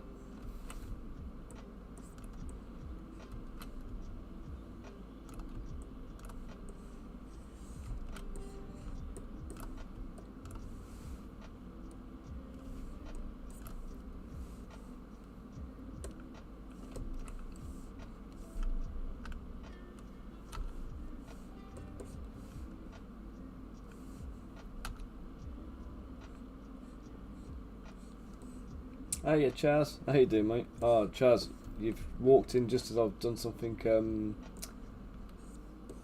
You've missed the funny bit. When I was making this bell, you should have seen that one.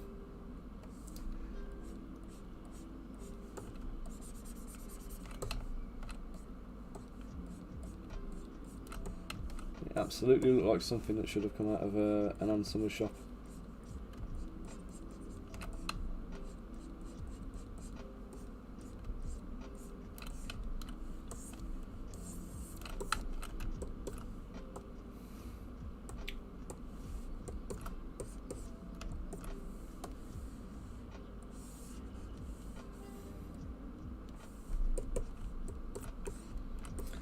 Here's the Bobby's accessories then.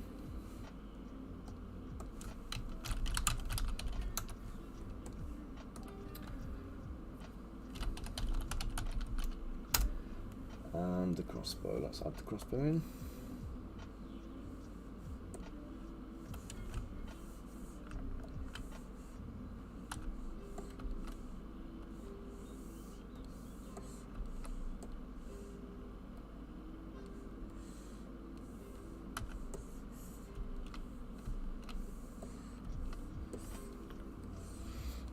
There we go, there's our policeman's kit.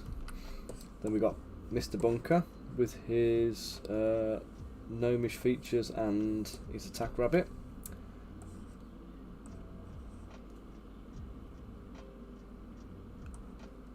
Okay, so now I need to do another one.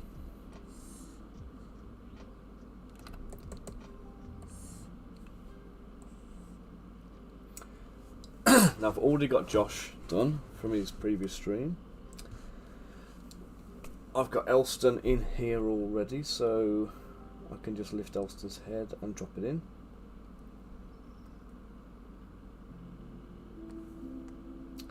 Somewhere at least.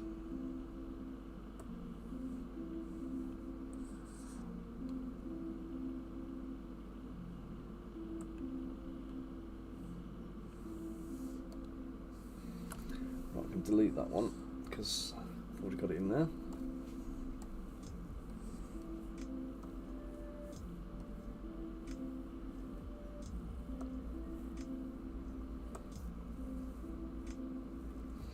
Ah, that was what they all needed, wasn't it? The cloak.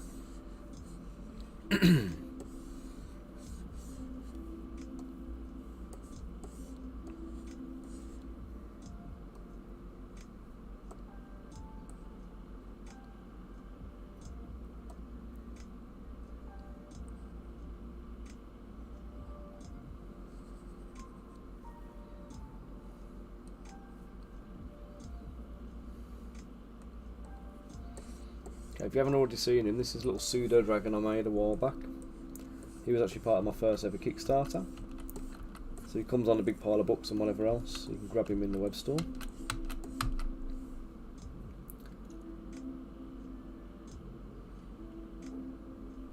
I used him as the basis of this little guy to go on the little swamp dragon for the back of Commander Grimes.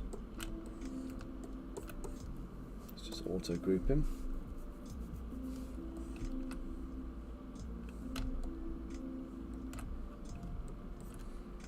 It's funny actually, looking at these guys now, this here, I'd never do this now.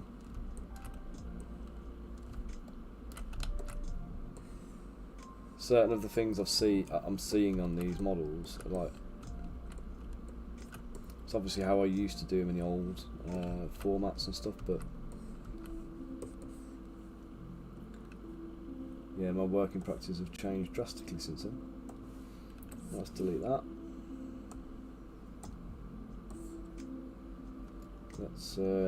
Let's get rid of little swamp dragon. I don't need any of this in here.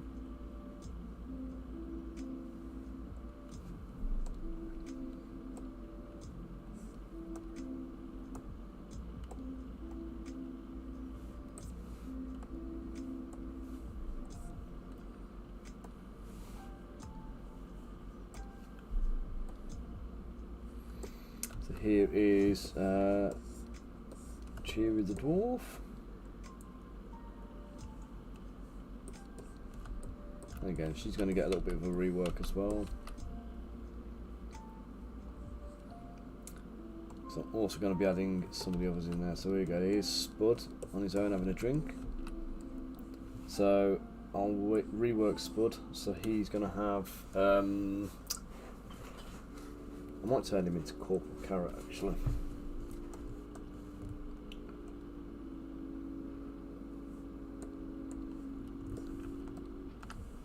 There we go, we've got Elston's noggin.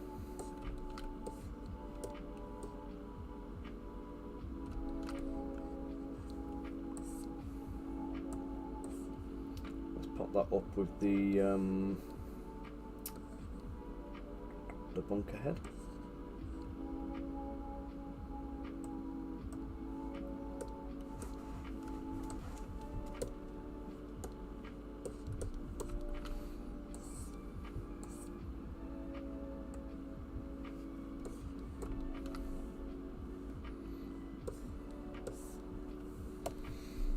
Elston's head, let's have a little look. He might need a bit of a rework because it's been a while since I did him.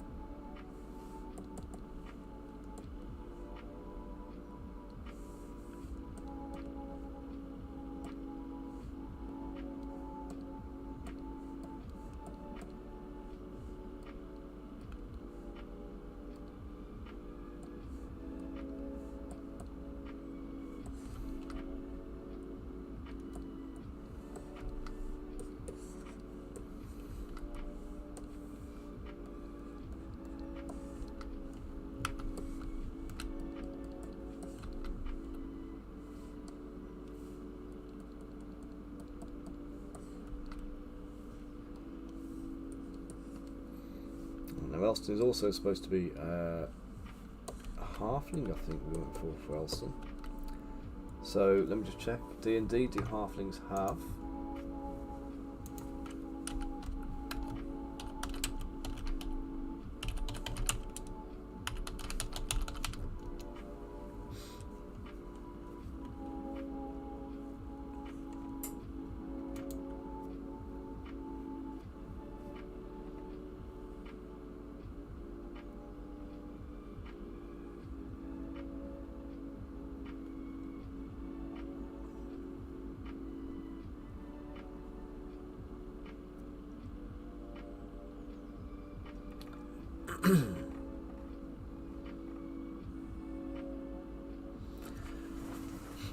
Right, so interestingly, D&D halflings are actually very, very, very different to the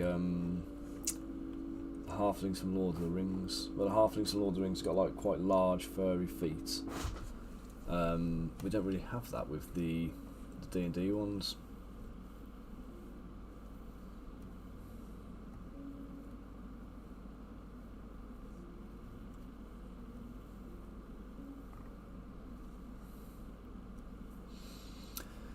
So this is what it says. Often sports sideburns, but beards are rare, so maybe we don't go for a halfling for Elston. Maybe make him a half elf this time or something, maybe.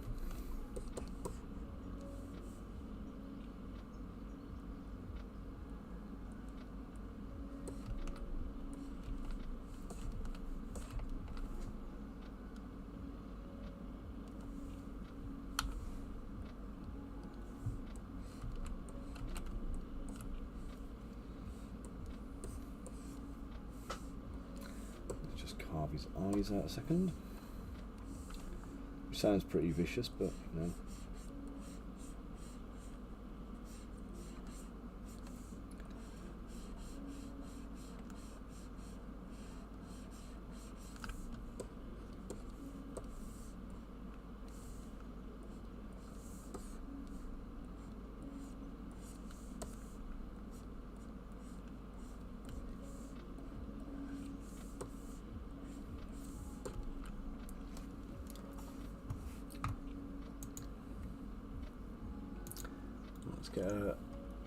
Let's go raid Elston's Facebook.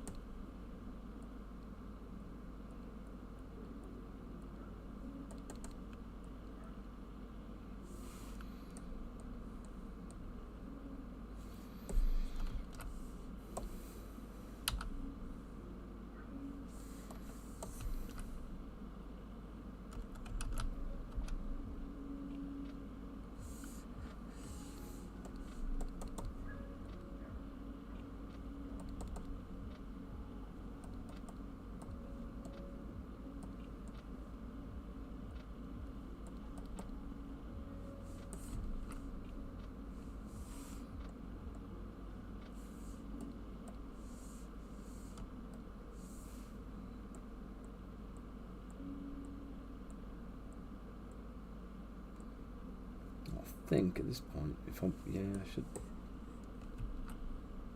should work all right. Let's do a little bit of reworking, I think, but I think I've got it. Right, so I think Elston's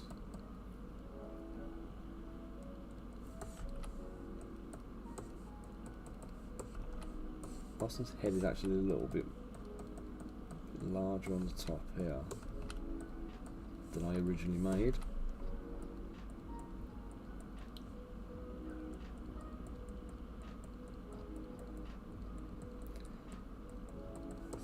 It's a large creative brain of his, I believe.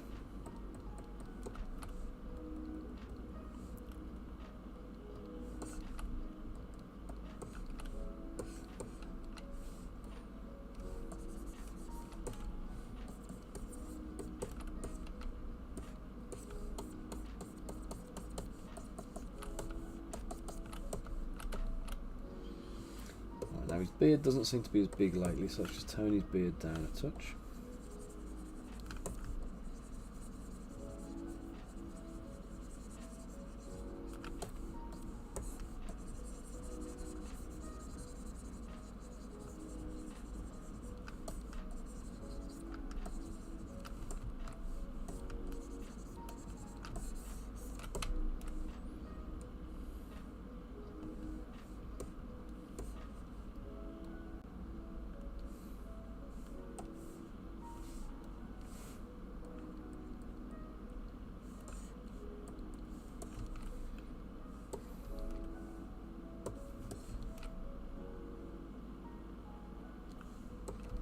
That's a oh,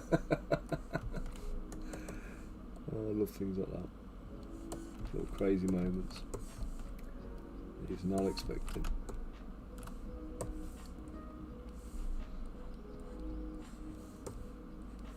Some things as you're working in ZBrush can just like literally just look hilarious without ever meaning to.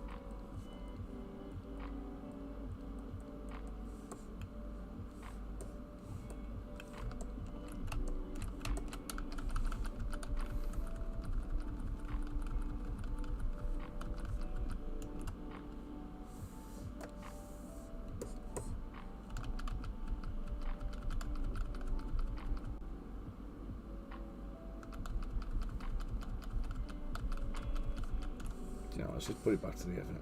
So I've done all of this, and then I've bloody merged the whole thing together. So his eyes are actually still now part of the whole mesh, which wasn't the intention.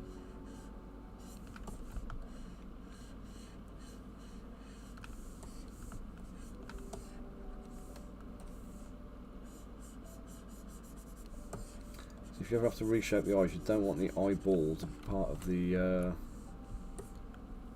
rest of the mesh.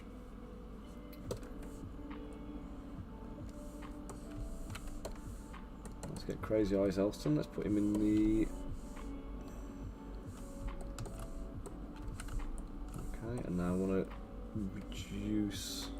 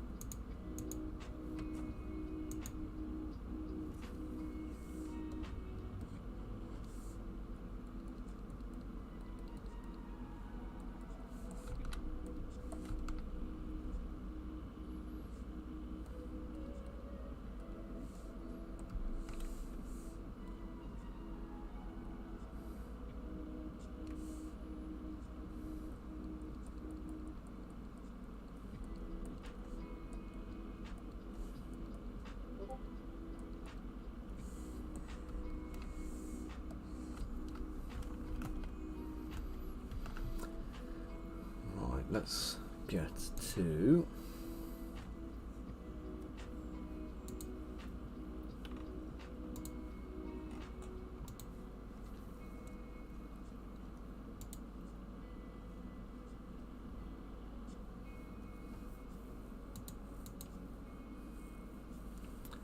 see, I've got the pictures of Rosie now.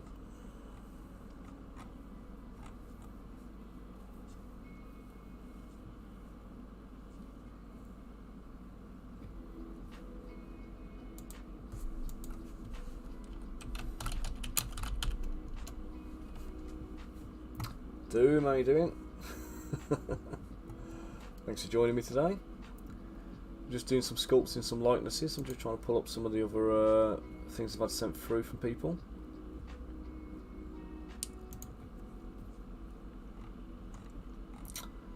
Do you know what? Let's do Rich.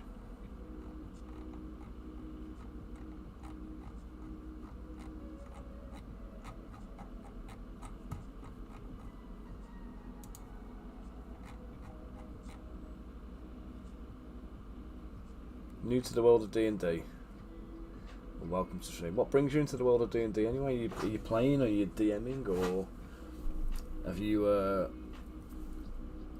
discovered it by accident and just decided you enjoy it? Or it's always interesting to see how people find their way into it.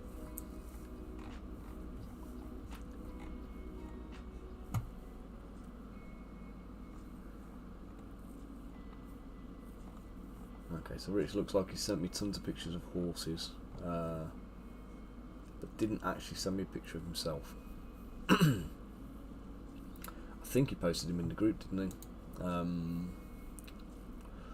Was it in miniature design discussions again?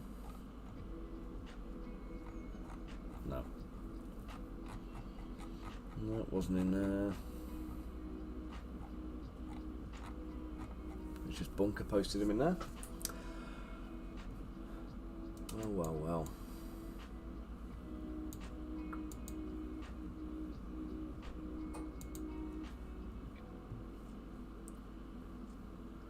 Let's try.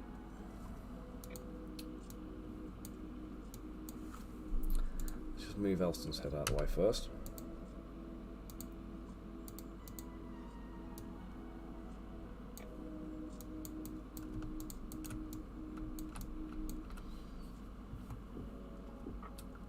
So Rosie, we said we were going to do as a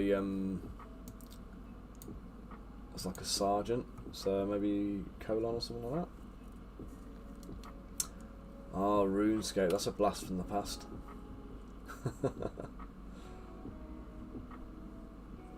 God, years and years and years ago I started playing RuneScape. I haven't played it in a while now. I tried to get back into it a few years back when I realised they'd kind of upgraded all the graphics and everything else, and the gameplay was upgraded. And as a noob, like starting from scratch, somebody came up and kept slaughtering me on the spot. So it kind of sucked the enjoyment out of it from me, unfortunately. But are you playing it right now? Yeah, it killed it for me, unfortunately. I'm a bit antisocial when it comes to gaming. I prefer to play on my own, or like with people I know.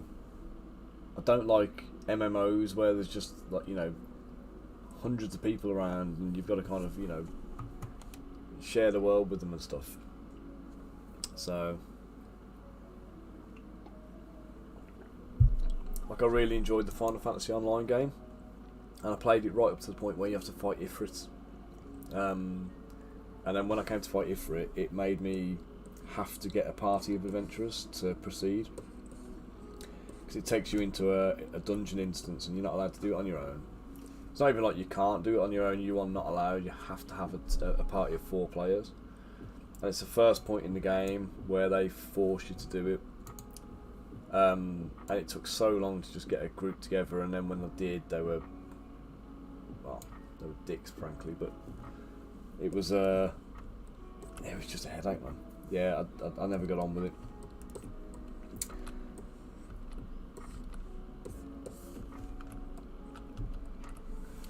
That needs inflating a touch, I believe.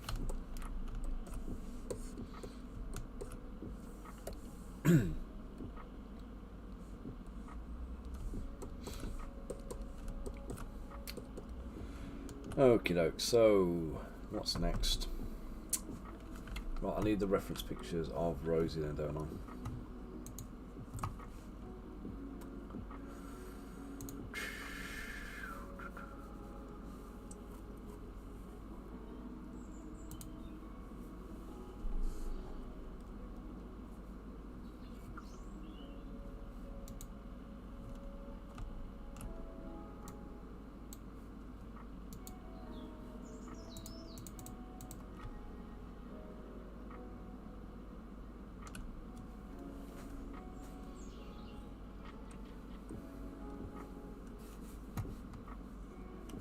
Oh, you got your first game on Sunday. Have you designed your character already then for that? Are you playing in person or are you playing on like an online thing? Oh, awesome. Do you want to share where you're up to, or is it a secret?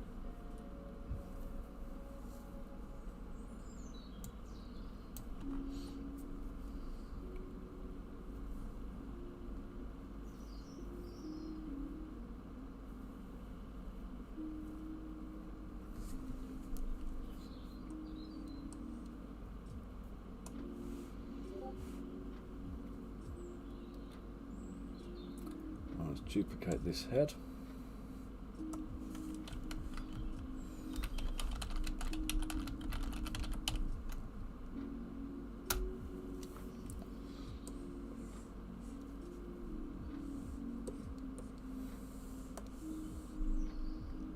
Cheers, Bunker.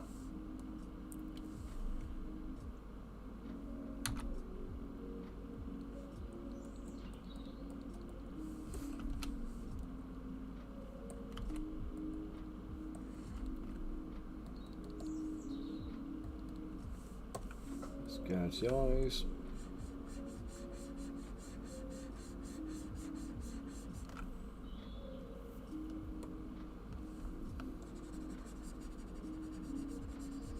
Is your asbestos man here yet, Bunker? Are you still waiting for him?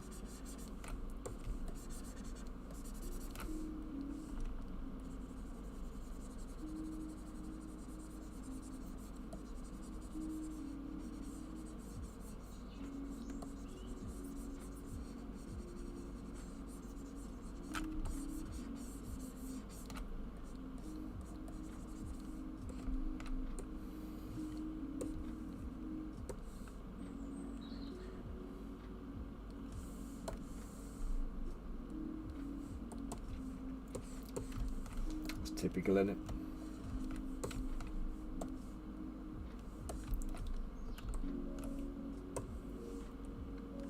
They keep you waiting all day.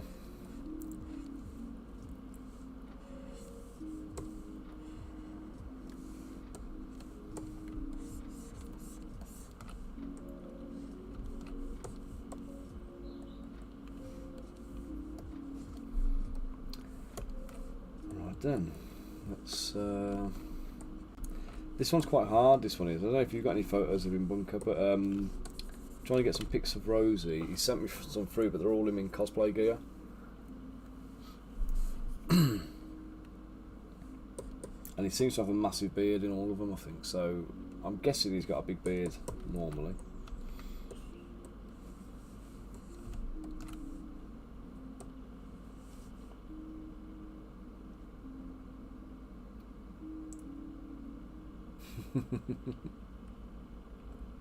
Goliath Paladin, is that a thing?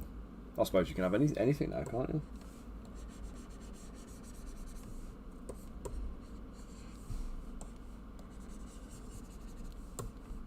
It sounds pretty ferocious, Doom.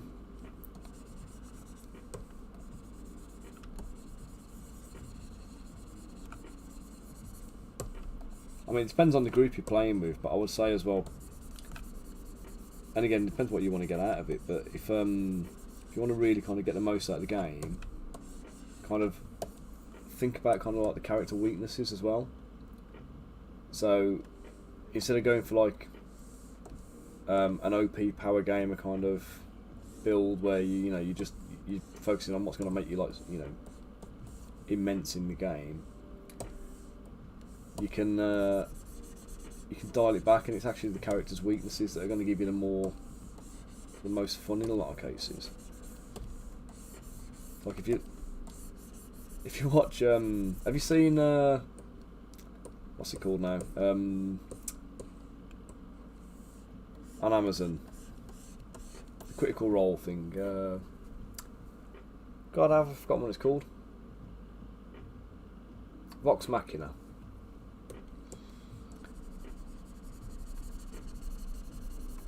So if you watch Vox Machina, obviously they're pretty cool characters anyway. But a lot of the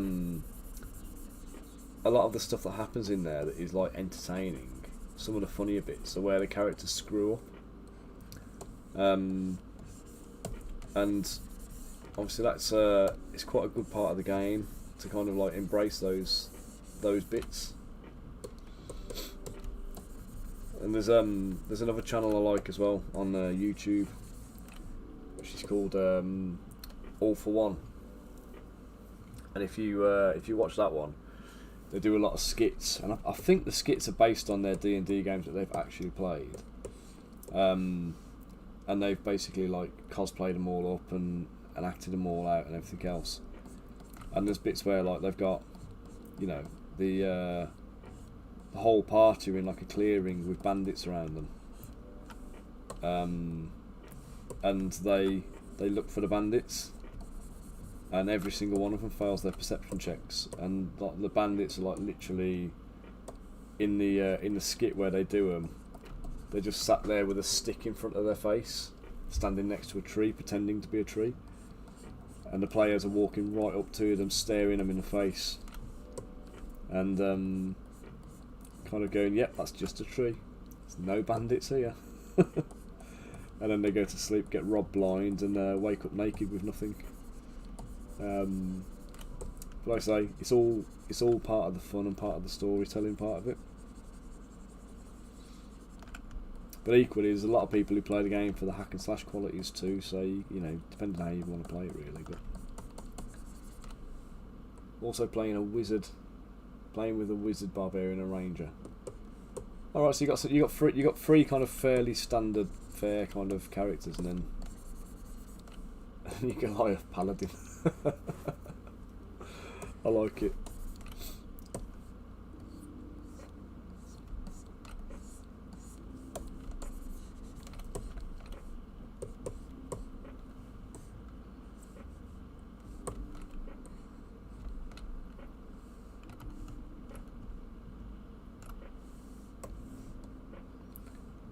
So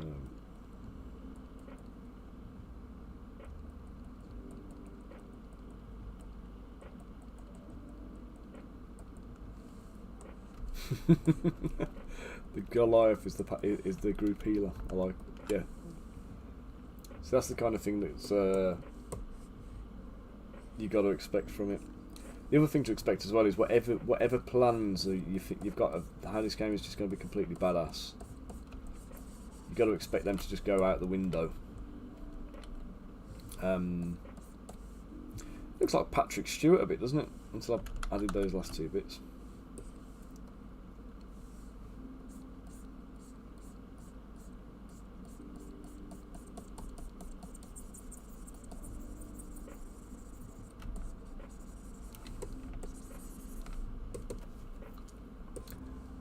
Let's get some. Let's have some beardage going on.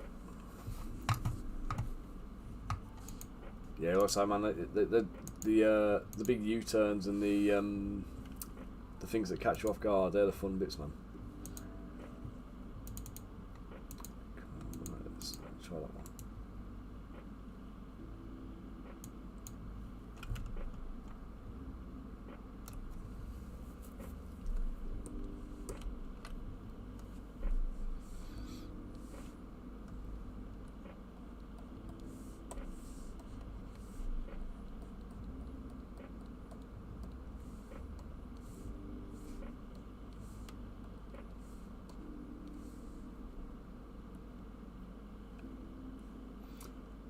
So the group's plan is to start off with a couple of 2-hour games, see how you get on, and then do a campaign. Oh yeah, a couple of like little one-shots then, just to kind of get you into it and help you find your characters.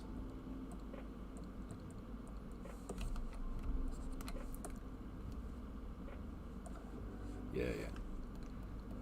Always a good shout.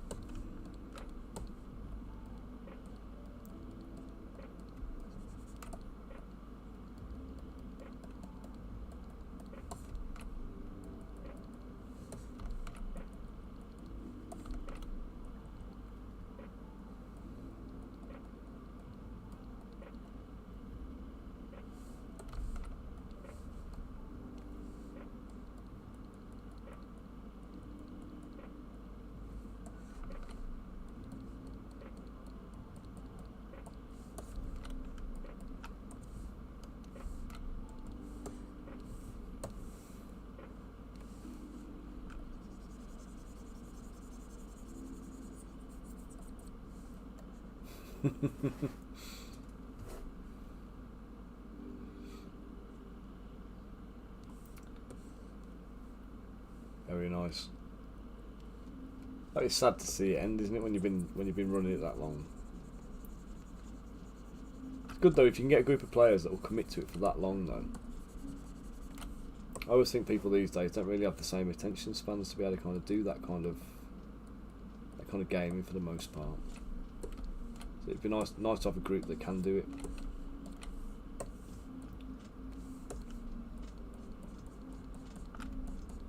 You say it's an in-person game, or you're doing is it an online thing? Sorry.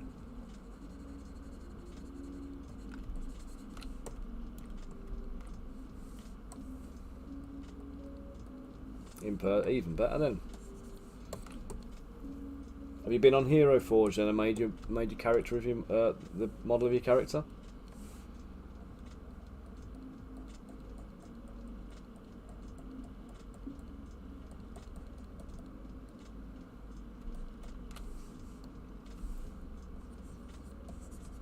That'll be your next thing to do then.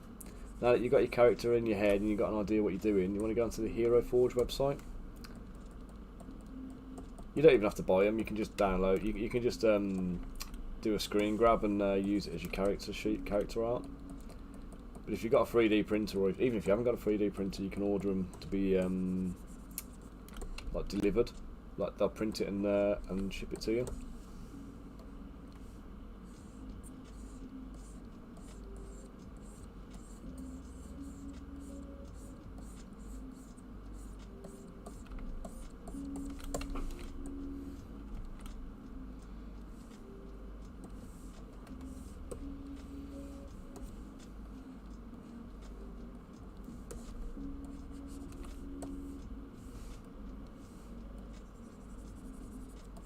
Yeah, you just set up an account on there. You can create like a handful of characters or whatever. That's always the danger with a 3D printer, mate.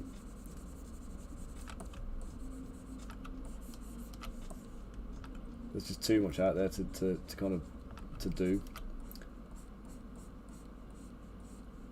I've got a few 3D printers and I've got them running all the time to kind of do my customer orders and stuff.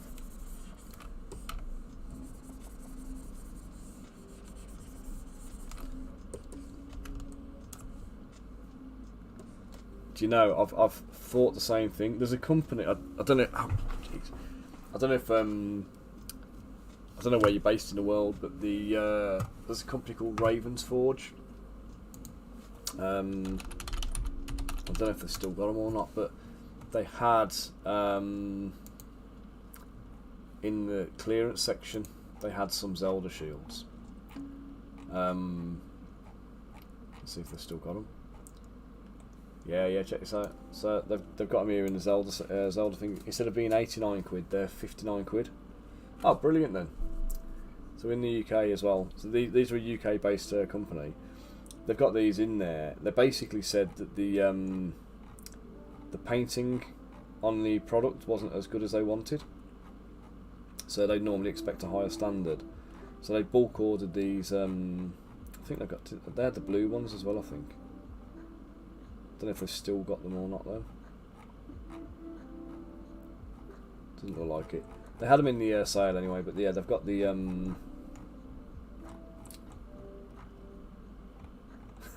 yeah, I know. Knowing this even exists is the kind of thing that's going to get you in trouble, isn't it?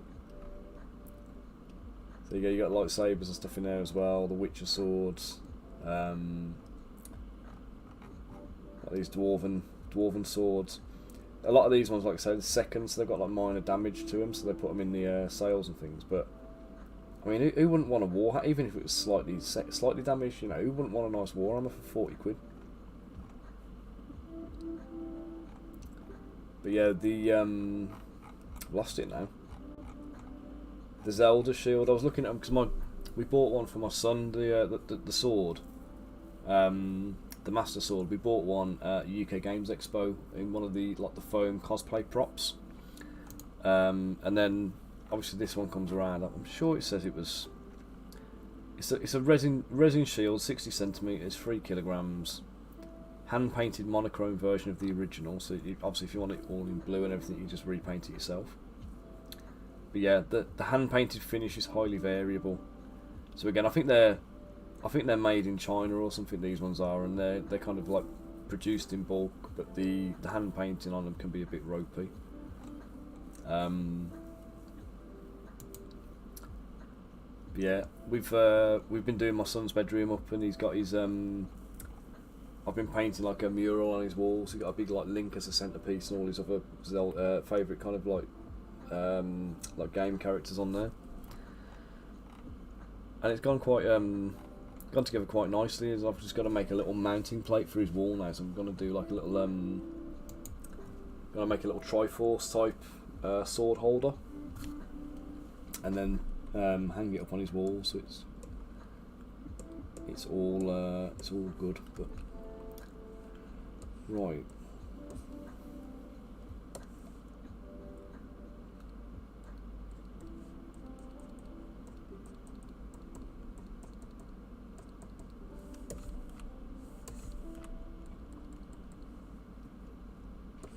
Yeah, and if you ever do get a chance, Doom, to get up to the let's say Birmingham for the UK Games Expo, it's well worth the trip up there. Wall pick and a glaive, good choice.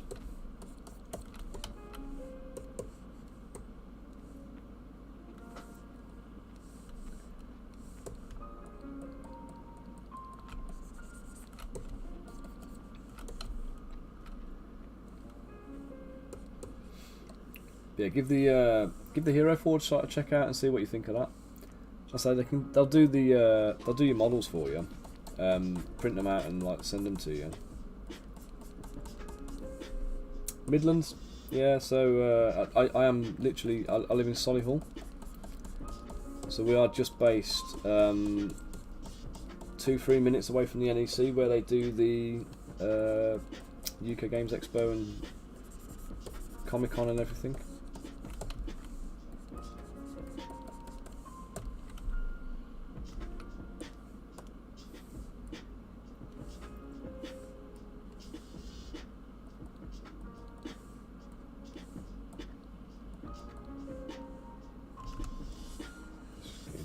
Masked out there.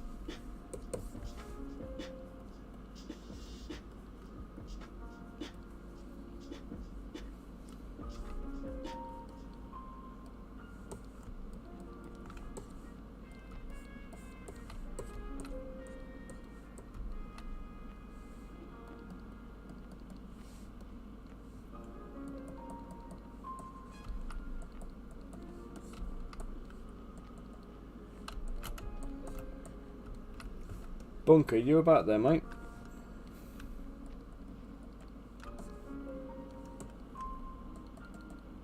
Rosie usually drops in around about this time for his lunch breaks, doesn't he? But no, my luck, he ain't going to drop in today. Hairstyle and beard for Rosie, mate. I've got like a kind of a slick back mohawk on one of these photos. I've got another one with a what do you call it? Like again, like it looks like the mohawk, but kind of like down to the side, like brushed over, with the big beard.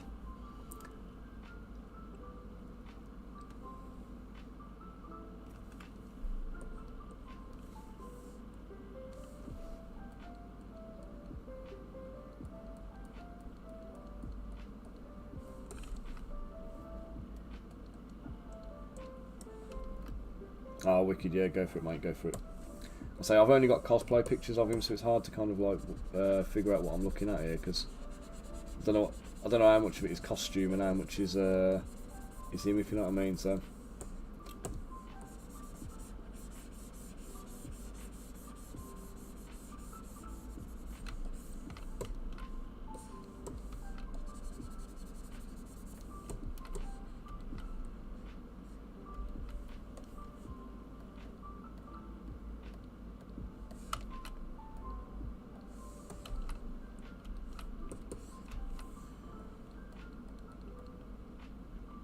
Yeah, I've got the barbarian pick with the that's the one where he's got the beard and the spiky mace and everything else. I've got another one wearing the same costume but without the beard, and I've got one where he's wearing like gold armor, and he's like clean shaven in that one.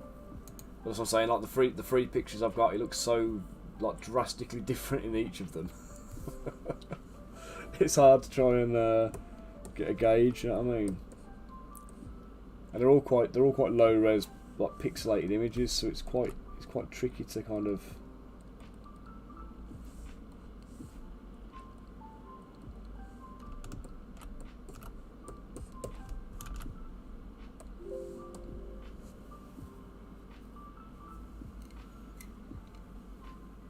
Right, Bunker, while I'm waiting for you to send the pics through, I'm going to run up the house and make myself a quick coffee. So I'll put it on a quick BRB, but I'll only be a minute while I'm brewing up. Okay, guys. It's getting cold in the office here, and I need a hot drink to warm me up. Right, I'll be back in a sec, people. Don't go away. Okay.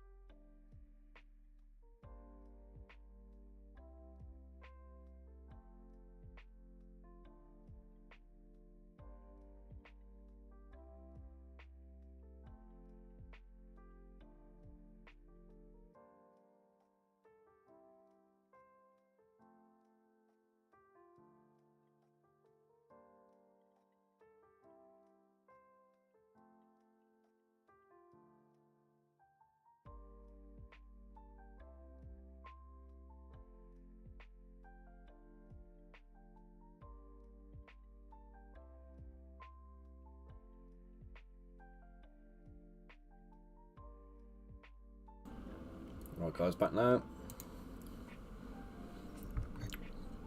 Got the biggest mug in the world. It stands at just shy of 6 inches tall. Doom. I've already had 2 cups of tea today. I need a coffee right now, just to perk me up a little bit.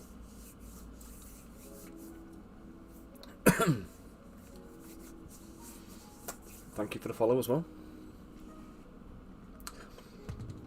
Right, so coming back in there, Bunker sent me another reference image.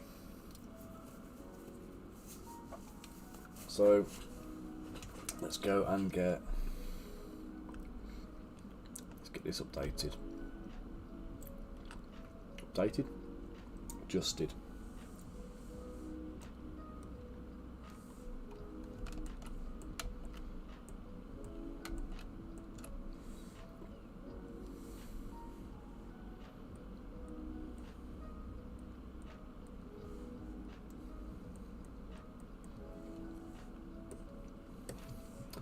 Okay, so we've got a beard now.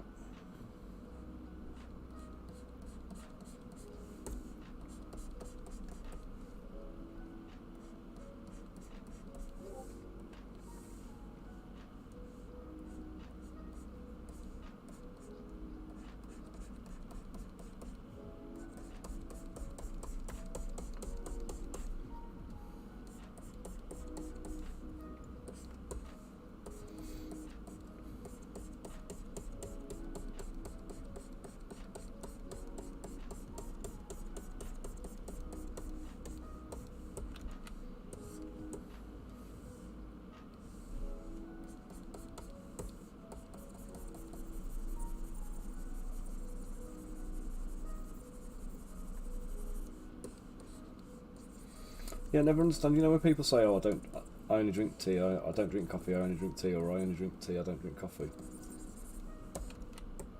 can enjoy other things. To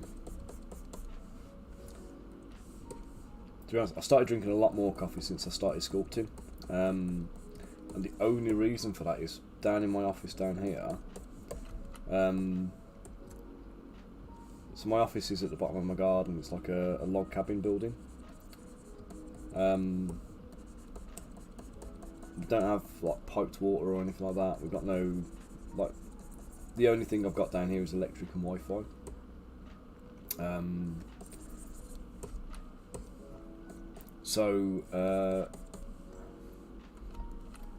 think he's. Hang on a sec. Just need to adjust something.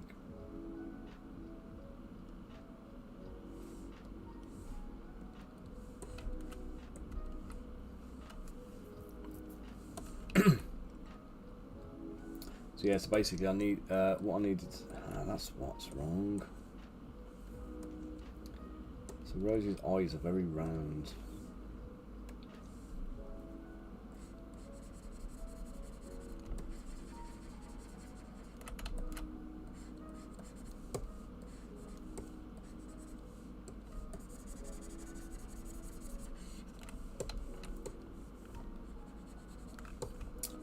Yeah, so I say I started drinking more coffee down here because it was I don't have any like plumbed water or anything like that. To save myself having to keep going up the house, I bought one of these Dolce Gusto machines. So I've got my little coffee machine in my office. It just has a little tank of water in the back of it. Just bring a jug down, fill it up, you know, and off I go. But I've not been topping up my pods lately.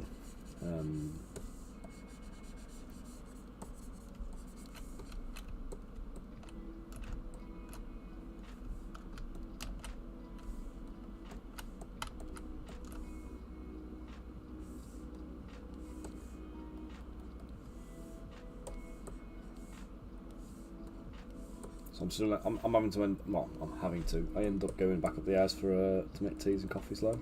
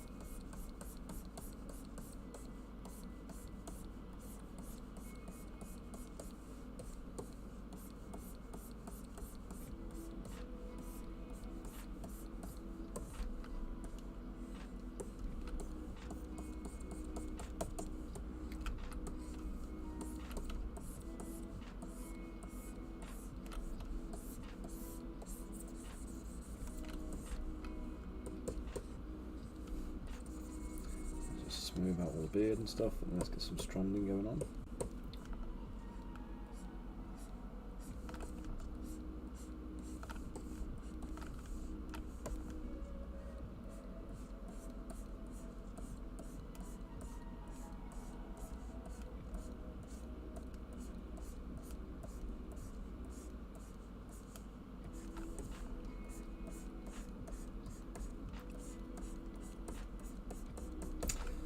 So Bonker, what do you think then so far?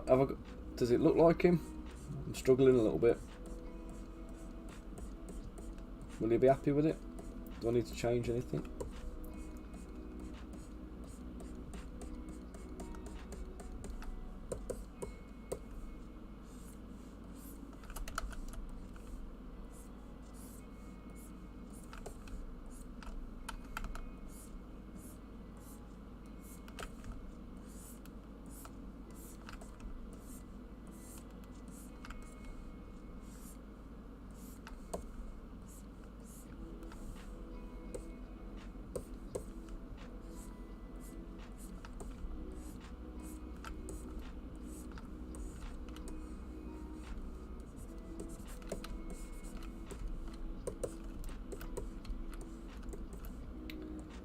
Turn the colours off so it's a little bit easier.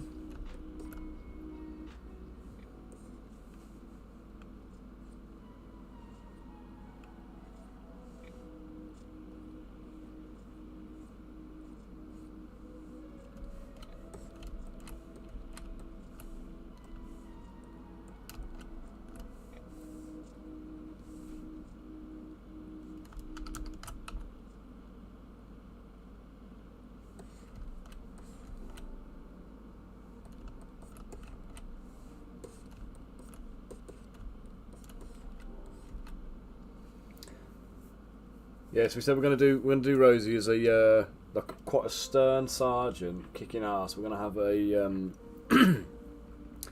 have a kind of a grease monkey minion that he's in charge of, who's like changing the wheel on a cart. So Rosie's going to be kind of like, you know, pointing at him, giving him orders, telling him how to do it.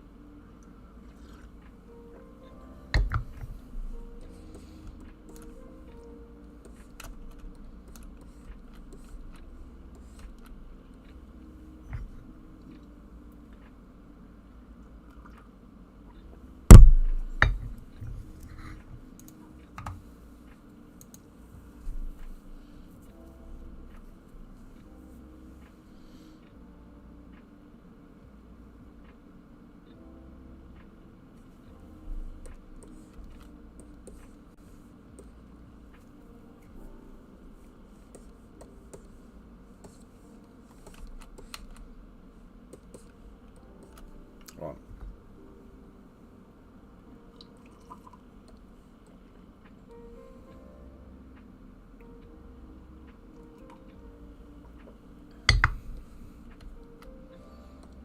I'll go with that for now. Let's get Nerd Harler. Where's she at?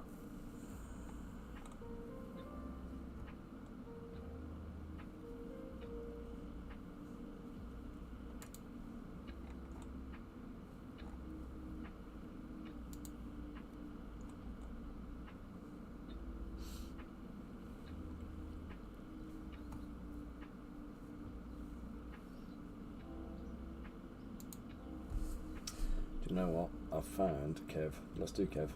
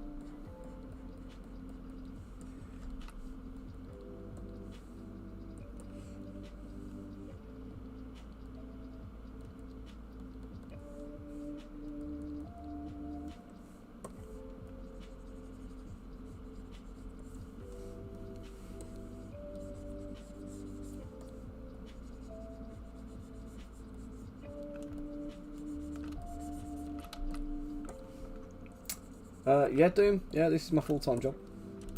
I used to do health and safety and facilities management years ago. And then August 2019, so whiz back in time a little bit. So 34 years ago, I was 5 years old, and I started painting miniatures. That was when I first started collecting them and painting them. About 22 years ago or so, I started sculpting in green stuff. And there's a chap who I do some sculpts for now. You'll see, okay, if you look through some of my past streams, you'll see Cursed Empire on there. It's a kind of an alternative D&D type system. It's a bit more dark and gritty. But I've been doing the models for his miniature range for him on streams recently. But I actually sculpted the original models for his miniature range 20 years ago in green stuff. So like this is like old school sculpting technique and everything else. And then 2010 I started doing digital sculpts with ZBrush. And then it was a sideline until it was just a hobby for a little bit. Until I started my business in 2015. Did my first Kickstarter and everything else, and then 2019 in August I started doing the Patreon, so I started like releasing the digital STL files to the public, which I'd not done previously. And yeah, as of the August, there was like month-on-month growth. August 2019, it kind of like kept getting bigger and bigger and bigger, more and more followers, more subscribers, and I ended up making more money out of it than I was doing in my facilities management and health and safety manager job. And I got to a point where I just had to hand my notice in and commit to it full time. And that was January 2020, which was bloody awful timing, frankly, because COVID happened and everything changed after that, and it kind of went a little bit. Everything went a bit Pete Tong from there, you know what I mean?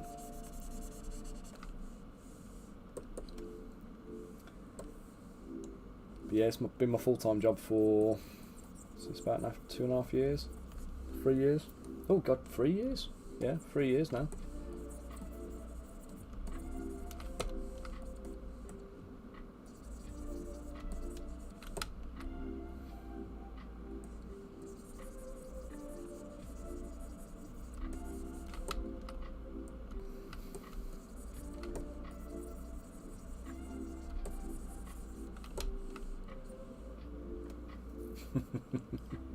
What, the health and safety or the sculpting?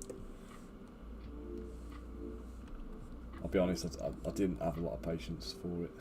It was, I found myself dealing with a lot of different people all the time, and not everybody's very pragmatic about the health and safety side of things.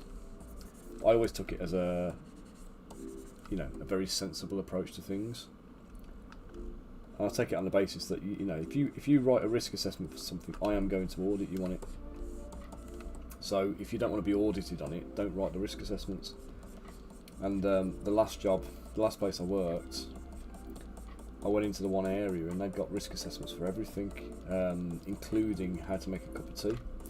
They got risk assessments, they got method statements, they got the full kit caboodle. Oh mate, now I love it. I love sculpting. I say it's been my my entire hobby has been this for I say it's been miniature centric since I was 5 years old. So 39 now. So 34 years of kind of being involved in the hobby and stuff. And I never thought it was going to be something I'd be able to kind of do as a full-time job. I toyed with the idea of, moving up to Nottingham and working at Games Workshop, early doors, seeing if I could get a job there. But I didn't really want. I'm not a big fan of Nottingham, and I don't like the big towns and stuff. Where I live in Solihull, it's very kind of suburban. It's you're quite close to the countryside and everything. It's quite nice and pleasant. Nottingham's just too industrial for me. It's all studenty and stuff like that. So, so like I say, working in Nottingham wouldn't have been my thing.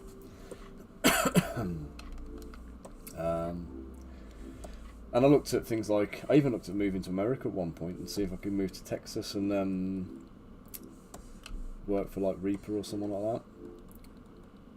And I did toy with it for a while, but then ultimately kind of concluded that, you know, it was never really going to happen. And then I just, you know, took it upon myself one day to just go, right, you know, actually, I'll make it happen. This is me now.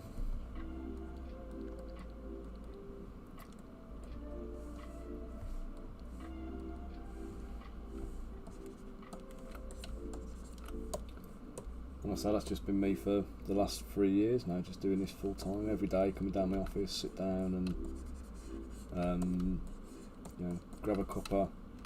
I've only started doing the streaming since like September, but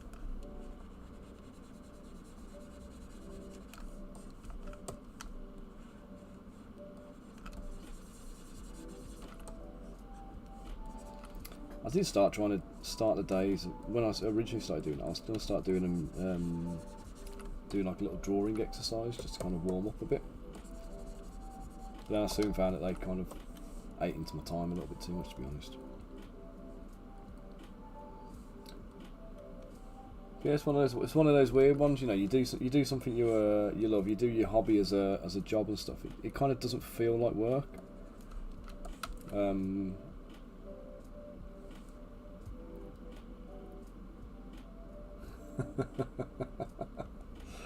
That's it. I've got no clue when it comes to that kind of thing, man. I can't. I'm all right with cars. Do you know what I mean? But I'm not engineering-y orientated, so like anything like that.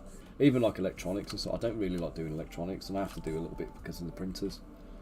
Like the 3D printers, they break down and they need, you know, upgrades and things like that. And you have to kind of change screens. You've got to get into the nitty-gritty and deal with like electrical cables. I just don't like it.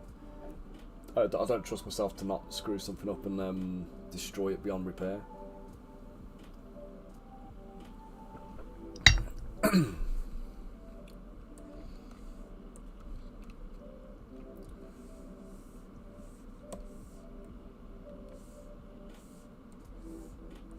Yeah, last time I tinkered with anything on my car, it wasn't even my car, it was the wife's car. She had the suspension, I think it was, we had to get off. We had to change the suspension spring, and I bought the clamp things. You know, where you get like the free clamps. I bought them. We got it on the driveway. We tried to do it. I mean, it was dangerous anyway. It felt like a very precarious job because you were tensioning the spring and everything. It was the, oh god, I can't remember. I want to say front. I think it was the front one. But I remember sitting in the house and we just heard this explosion. We were all just sat in the living room, and I was like, "What the bloody hell was that?" And we ran to the window, looked outside, and a car was at an angle. And whilst it was just sat on the drive doing nothing, the suspension spring had just shattered. And I had to get the one off and do it. And then it took us something like 6 hours or something, faffing around trying to clamp them up and, you know, tighten them like little by little and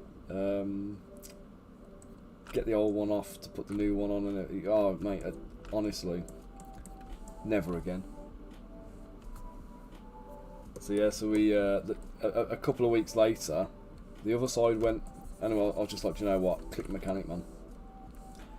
And some guy came out to the drive, and I think he's on it about 40 minutes or something like that. Yeah, honestly, mate, it was fast, and I was like, Jesus Christ, it took me 6 hours. It wasn't just me; it was my dad come round to help me with it. So, but my dad was a taxi driver for quite a long time. And he did all his own repairs while he was doing taxi and stuff. He used to have all the was it the Haynes manuals for all the cars and stuff. So in his youth, he used to strip down Beetles and Minis and stuff and rebuild them and customise things. And he knew what he was doing a little bit, but he's not a mechanic. And it had probably been about 15 years since he'd done anything like that. I think it's like anything though, isn't it? You know, the more you practice it, the more you practice, and the more you want to improve as well, the better you'll get. There's always a... what's going on here?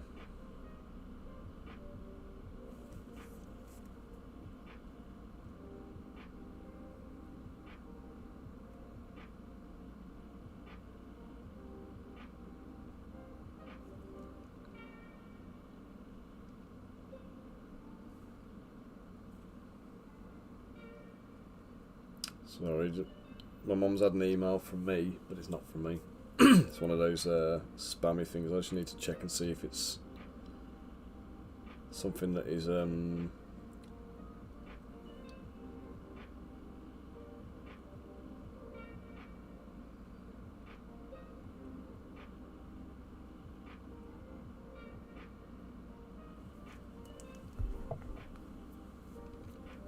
I just need to make sure it's not, well, if it's one of my email addresses that's been hacked or something like that, I'm gonna have to get in and secure that in a bit.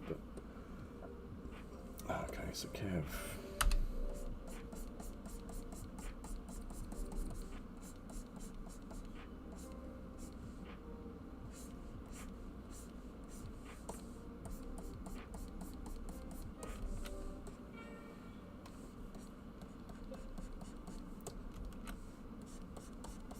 Yeah, so the more, if you really want to improve on something, and say you spend a bit of time dedicating yourself to it, no matter what it is, you'll improve. Like the I mean,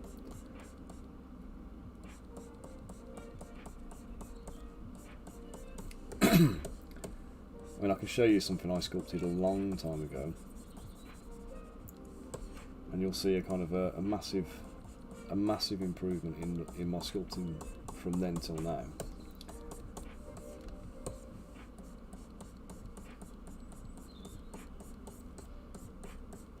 But if I was to show you my first ever miniatures and stuff that I sculpted that were, you know, they were not kind of, not particularly, not saleable miniatures and stuff like that. The proportions were bad, you know. It's one of these things, if you try and shortcut things, it's going to catch you out. You have to learn the hard way. I've said a few times, like with my on my streams, you'll see me using shortcuts like pre-sculpted bodies and things like that. And the way I look at it is like I've kind of earned the right to use them because I know I know anatomy and I know I can sculpt it, and I can fix it if it goes wrong. So if I'm trying to sculpt something and then I change the pose and the muscles need to be reworked to reflect the new pose and whatever, I'm able to do that. But obviously if you don't understand things like anatomy to start with, you aren't able to kind of compensate in the same way. And you'll see a lot of people who are kind of like quite new to it. You get a lot of people who've kind of gone, I'm going to learn a little bit of Blender, or I'm going to learn a little bit of sculpting stuff, and then I'm going to do a Kickstarter for some stuff. And the sculpts aren't great because they're a bit too new. They haven't like learnt properly yet, and they've started with a ready-made body mesh usually. And you can kind of tell that because it's all realistically proportioned. Which, if you're sculpting miniatures and stuff, you wouldn't really do that. You wouldn't use realistic proportions because they just don't work very well. And then when you see the poses and stuff, and they try to correct, they do these poses, you get bends in weird places, you get like unnatural like twists and things like that, stuff that should never happen in like reality and whatever. You get all these little things happening, And it's just down to lack of experience, really. Right, Kev, you've sent me photos, but you haven't sent me photos of you with your bloody hat off.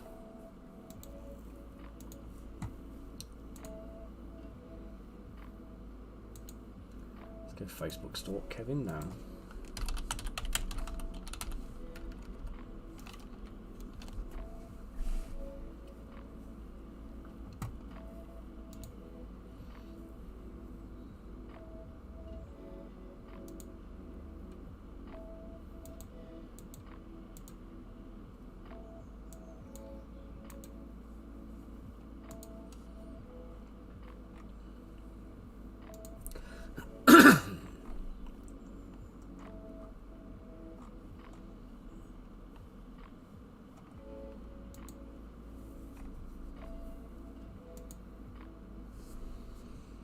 Okay, so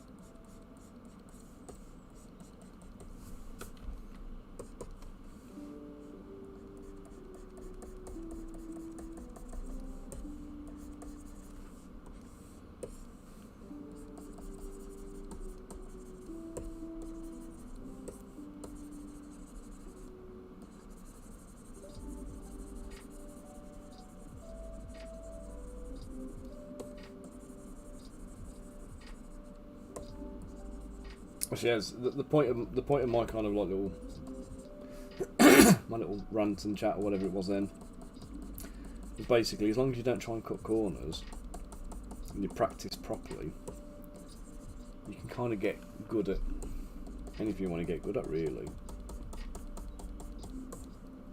So whether that's fixing cars or, I think there's a lot of talk about talent, isn't there? And you know, people go, "Oh, I haven't got the skills and I haven't got the talent and the ability to do that." But the only difference between somebody with like talent, if you like, and somebody who hasn't got the talent, it's not an innate ability to do it. It's the desire to do it. You know, the desire to improve, the desire to get good at something. That's what's going to set you apart. That's what's going to allow you to improve and get good. That little bit of commitment and dedication to whatever it is you're doing. Do you know what I mean? And that starts with like the interest in it in the first place, usually, doesn't it? So,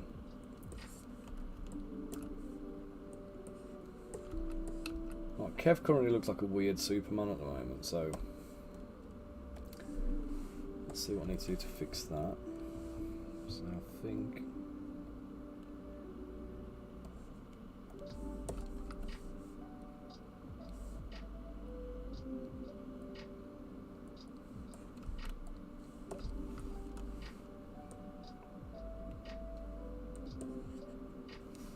Pablo, I do, mate. I do commissions. I do a lot of commission work. So, I do commissions at the moment for Cursed Empire. So you'll see them popping up on my channel quite often. I do commission work for Winter's Tales. We just set up a partnership agreement there, with me being a platinum sponsor. So if you watch any of the Winter's Tales, what do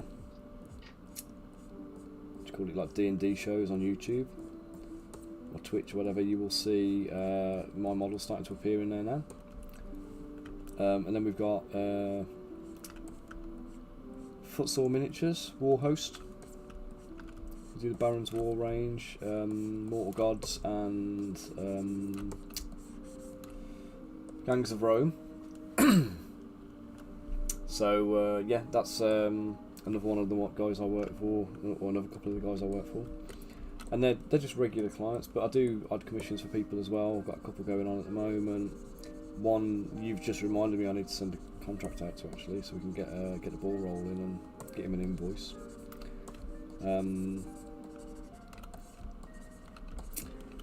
Yeah, been doing commissions for a while. As long as my workloads allow for it, I'll happily take on extras.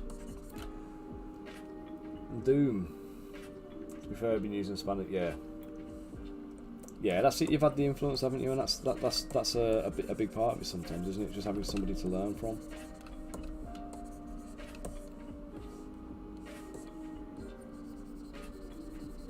I mean, my dad was a carpenter, but he never wanted us to get into like trades and stuff like that. He wanted us to do something like there wasn't a hands-on job. So he kind of encouraged us out of doing that. But over the years, I've learnt a lot from him anyway. So, you know, I'm quite comfortable doing all like the DIY jobs that need doing in our house and all of those kinds of things. And that's obviously down to kind of like taking an interest in what my dad was showing us, and you know, learning all the things he's showed us over the years. Hey Stan, how you doing, mate? Hope you're keeping well today, sir.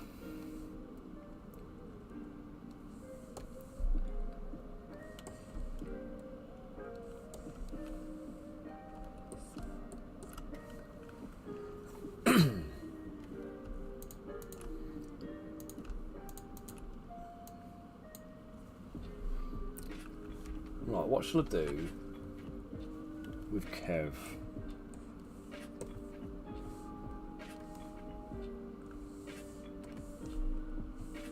What are you up to today, Stan? Some nice work, nice projects going on?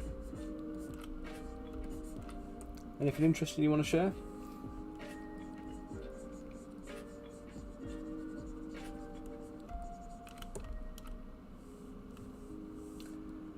Do some City Guard to expand my existing selection of City Guard. We'll be doing it in the image of... Oh, do you know what? I haven't even put the Kickstarter live, mate. I've dropped the ball on that one. I need to get back on it like this week, fast. One of my clients has ramped up work on one of their Kickstarters, and it's needed me to kind of do a bit towards that, but also delivery on one that I already had outstanding for them. I'm just trying to get it done. It's been quite a time-consuming thing, but she's ready to go, man. I literally just need to get the renders and stuff. It's stupid. I shouldn't have taken. Hey Rosie, how you doing, mate? I should have had it done by now and had it live, really, or at least have the page ready to share, which was my intention. Rosie, I need to get your thoughts here, mate. This one here.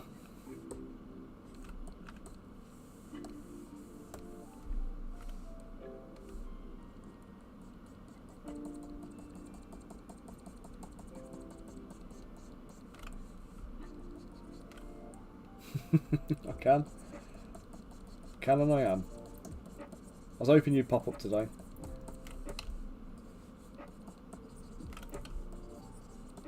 This is Sergeant Rosie.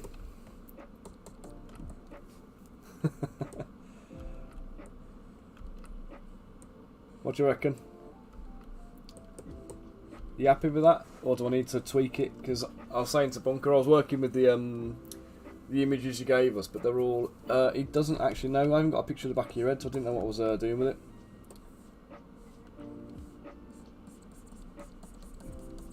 Ponytail starting there.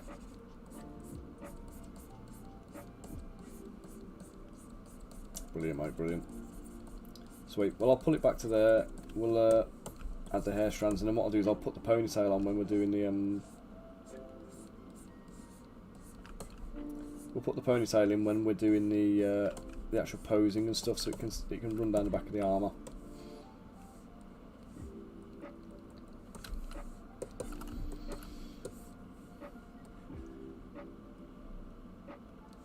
There's the bunker gnome.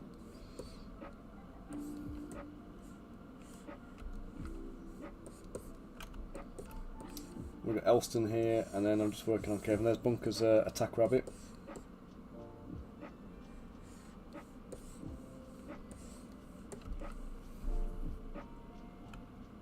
ZBrush and Photoshop render tubes. What you mean, like the post-processing bit in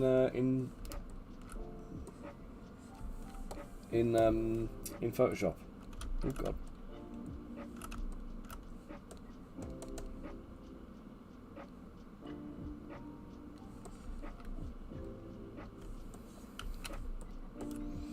Oh, Stan, I need to thank you as well for the recommendation on the soft solar mat cap for the fire as well.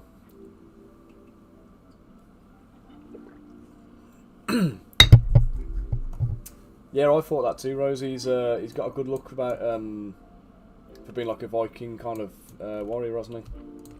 Hasn't he? Haven't you? Yeah, the soft solar worked a treat. I used it on I don't know if you saw it before. Actually, let me just move that off there so I can see what I'm doing. Not there.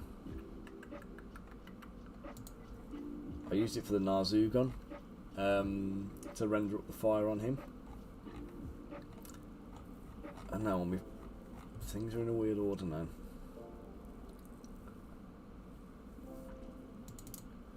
Yeah, that one. So he came out looking really good with that, and I was really pleased with the way the fire just helped to well, the actual material helped to really distinguish the fire from the rest of the model. So I think you'd have looked at it and maybe thought it was hair if it wasn't done like that, if you know what I mean. But yeah, I was pretty pleased with the way he came out anyway. So yeah, again, thank you for the recommendation on that. It was very much appreciated. Now I've got to try and make Kev look like Kev. So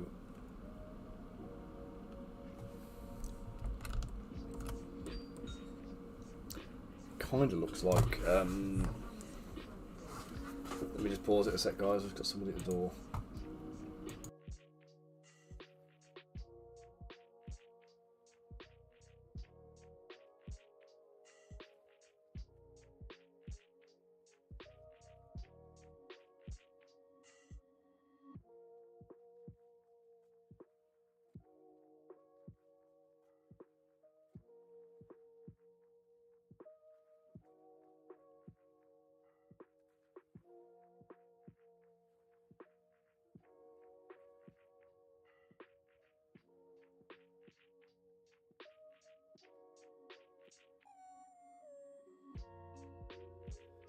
So it's just a delivery. Hey Cunningham, thank you for the follow. Very much appreciated. Right, so this one, Kev, is looking a bit to me like someone from the Fallout vaults. And actually, do you know who else? Did you ever watch Mythbusters? Do you remember Tori, the Mythbusters like assistant one? Who there was Grant, Tori, and Carrie, I think it was. Got the look of Tori about him. Oops. I do this a lot. I can't remember who I was sculpting. It was Mike Moans. I was doing a character for Mike Moans, and as I was sculpting this dwarf cleric of his, I was using the reference and stuff, and he didn't have any hair or anything else. And as I was sculpting it, I was like, I know I'm making it look like the character that I'm supposed to be sculpting, but all I could see was Louis Lip from Suits, and I couldn't get past this likeness then that was. Oh, was that Nick Knowles?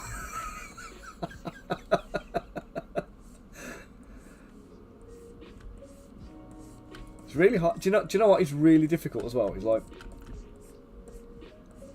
I don't know if you guys will kind of like get this as, or if it kind of comes across to you guys, but so like when I'm trying to do this now, there's no colour on here, and it's so difficult to do. Oh, I don't know who the US one is. It's so difficult to get a likeness of somebody to look like them, until you start adding like colour onto the models. And if you see a lot of like these the kind of celebrity ones where they do like, you know, Arnie or Bruce Willis or whatever it is, or John Travolta, and whoever they've made, it could be about a dozen different people, and you just can't always tell. And it's not that they've done anything particularly bad with the sculpt. It's the very subtle little like the very subtle things that actually differentiate one person from another. And it's honestly, likenesses are so tricky.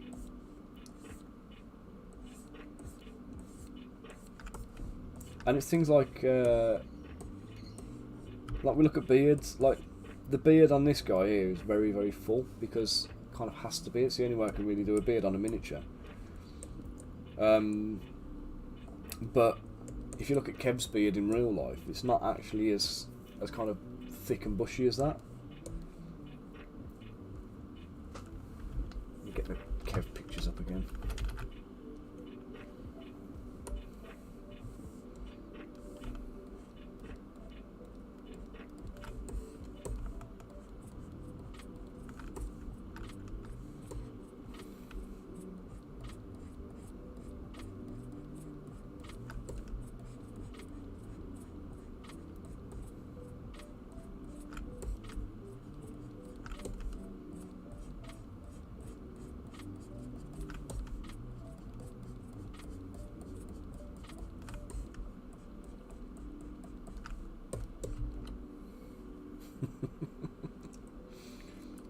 Ty Pennington. Oh, I've got to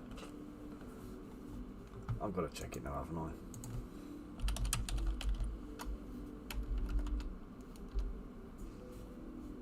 Oh yeah, I know him. Yeah, and I see the likeness as well. I see what you're talking about.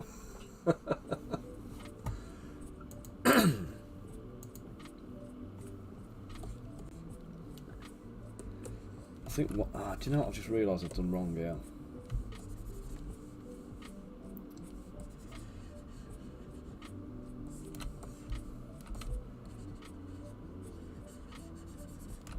I've done a kind of a standard thing. That's not how Kev has his hair at all, is it?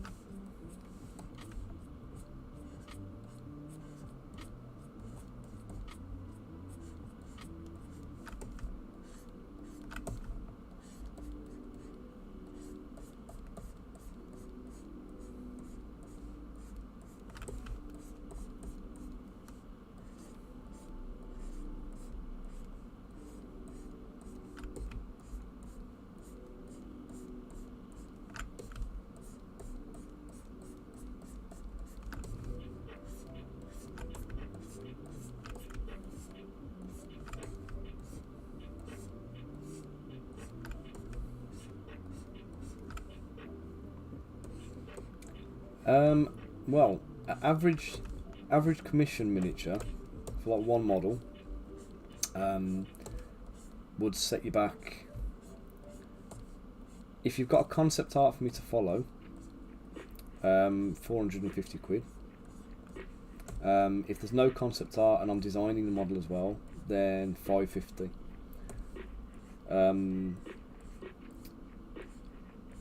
So it's all relative, really. I mean, it kind of depends on what you're using it for. So I don't tend to do like your private. Yeah, I know. I don't tend to do like private commission. It's like people who commission me, they tend to be doing it for like commercial use. So they're then including it in like a Kickstarter or a miniature range or something else. So they're going to be kind of, you know, they're going to be making money off the back of it. And obviously it works out viable from them.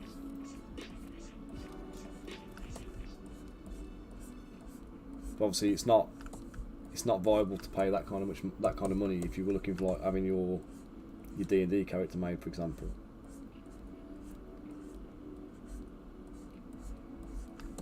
But what I do is I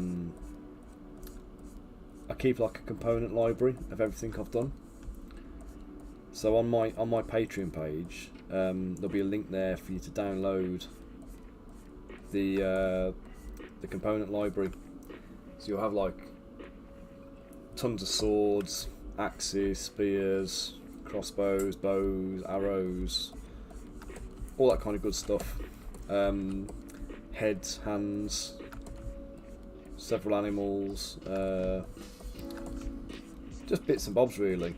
And you can use those pieces then to like customise models you do yourself. So if you got like a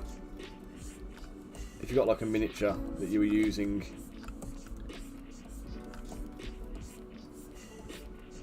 or something you got in as a physical miniature, you could print the parts out, for example, or get somebody to print the parts out, and then you can use it to like convert the model. Or if you've got a digital model you're making, you can use the parts from my library in your digital ones.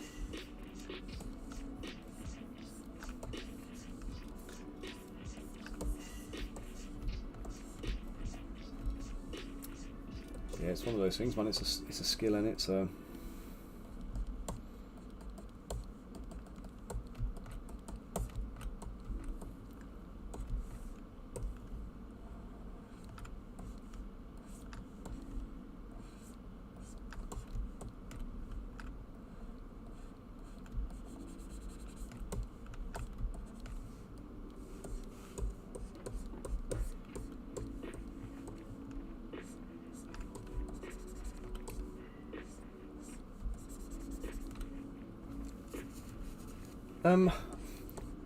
Not particularly, Pablo, unfortunately. I mean, I've been working on one myself where I want to I've got the prospectus of it. I actually just need to start recording it now.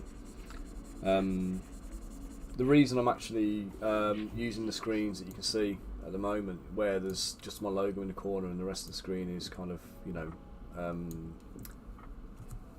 just the ZBrush interface, is so I can use these videos like recorded as a demonstration, so I can use them. I can edit the videos. That's my plan anyway. But if you want to learn how to do it, I'm always happy to teach. I've got a tier on my Patreon actually, which is a kind of a one-to-one coaching tier. It's not an online course or anything yet, but it basically gives you a direct access to me for a few hours a month. So we can kind of review anything you want to go over, have a look at your work, kind of give you critical feedback and things like that as well. But if you watch some of my videos, you'll find tips and information in there. And if there's anything you've got a direct question about, just jump on the Discord channel and just ask. Because I'm always happy to give direction and help where I can. Even if it's just a case of like, you know, you want me to record a little tutorial on how to do something. You know what I mean? I can just do a little quick one. So somebody asked me for a tutorial recently. Actually, I can't remember what it was about.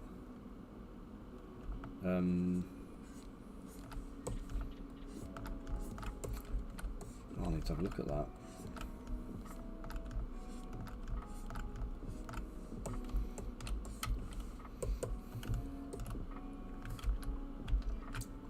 I kind of think Kev's head's wider than this. I think that's what's feeling wrong. I think his head is too... If it's too wide, or it's too narrow, or it's too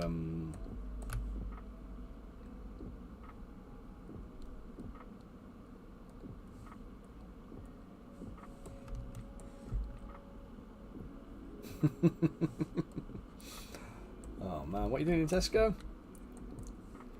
Getting away from the asbestos, man.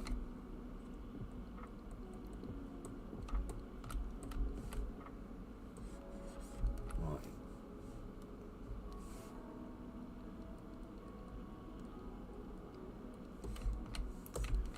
think we're getting closer to Kev now.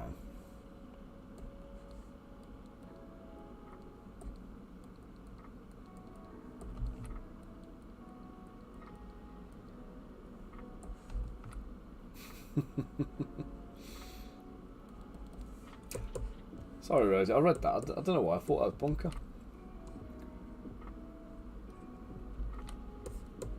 What, you getting nice for your lunch, mate?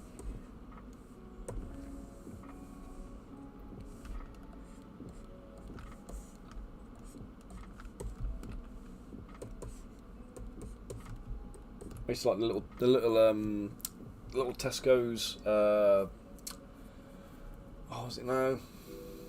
Like the ready meals, the Thai green chili curry. Sorry, the Thai green curry. Ready meals from Tesco. I used to like them. I haven't had one in ages now. There's not a Tesco near me now. Well, there is, but not like, you know.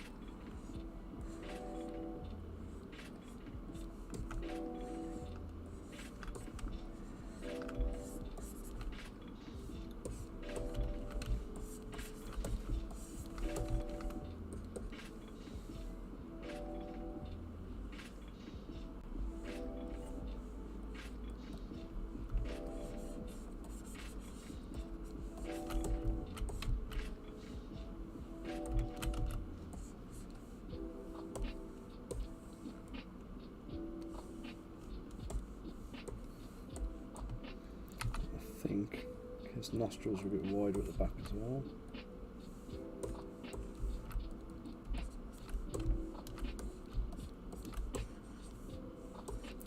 I think we're getting there now.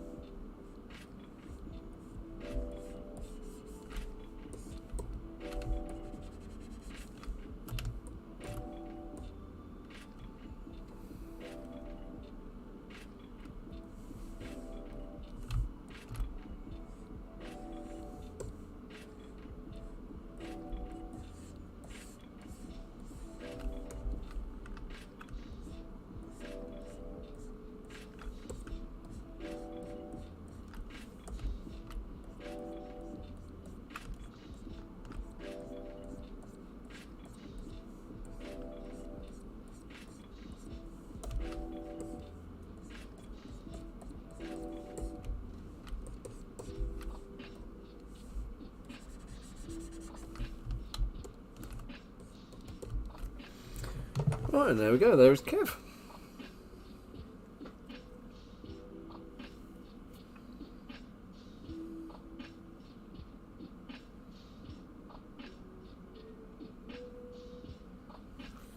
Okay, so on this one now, guys, I think I need to actually knock it on the head. So we've done a few accessories. We've got an attack rabbit, we've got bunker head, we've got an Elston head, we've got a Rosie head, we've got a Kev head. So tomorrow, sorry Rosie.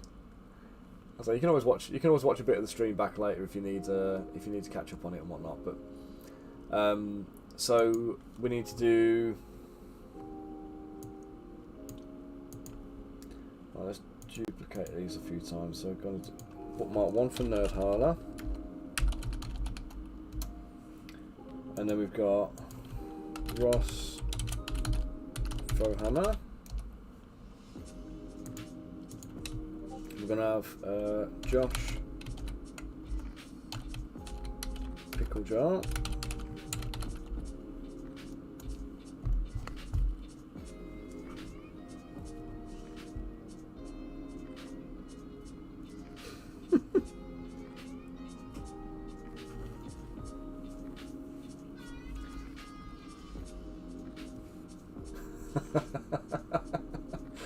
Fair play, mate, fair play.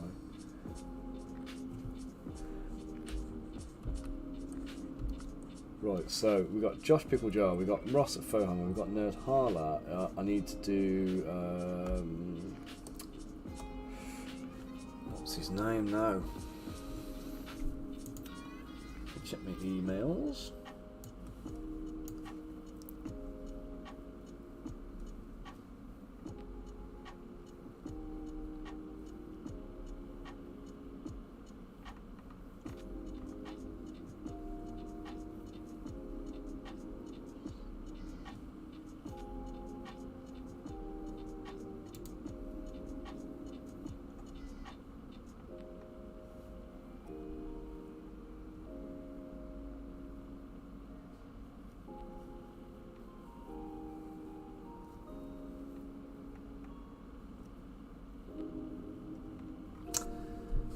Trying to find his name.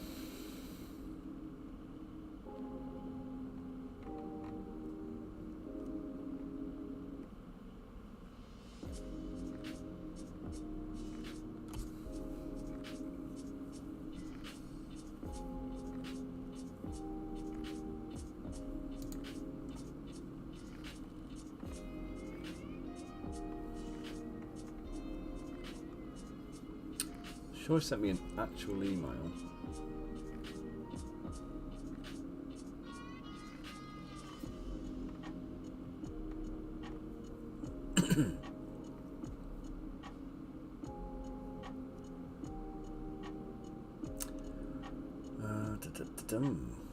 Where are you, peoples?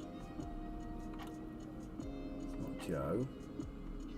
It's before Joe.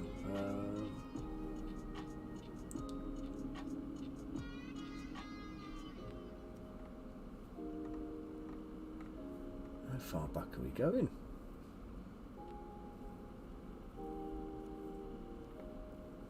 I really need to delete a load of these like nonsense spam emails in my inbox. I've got like 15,000 emails in my inbox. I'm terrible at keeping on top of them. Trent. Was it Trent? No? Hugh, there we go. Hugh Foster.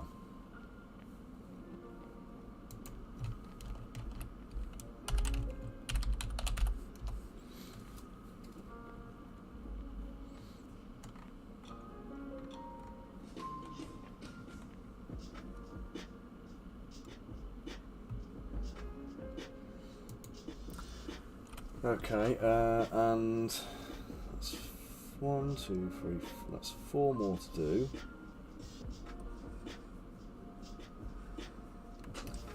I need to do Rich as well.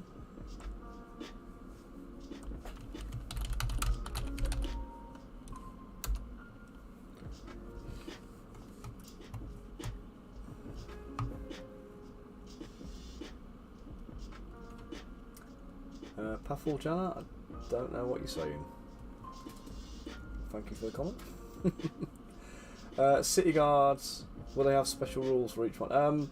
To be honest, no, mate. The plan with these guys is that they're just a little bit of an interesting quirk, so we can use them for like, oh, what do we call it now?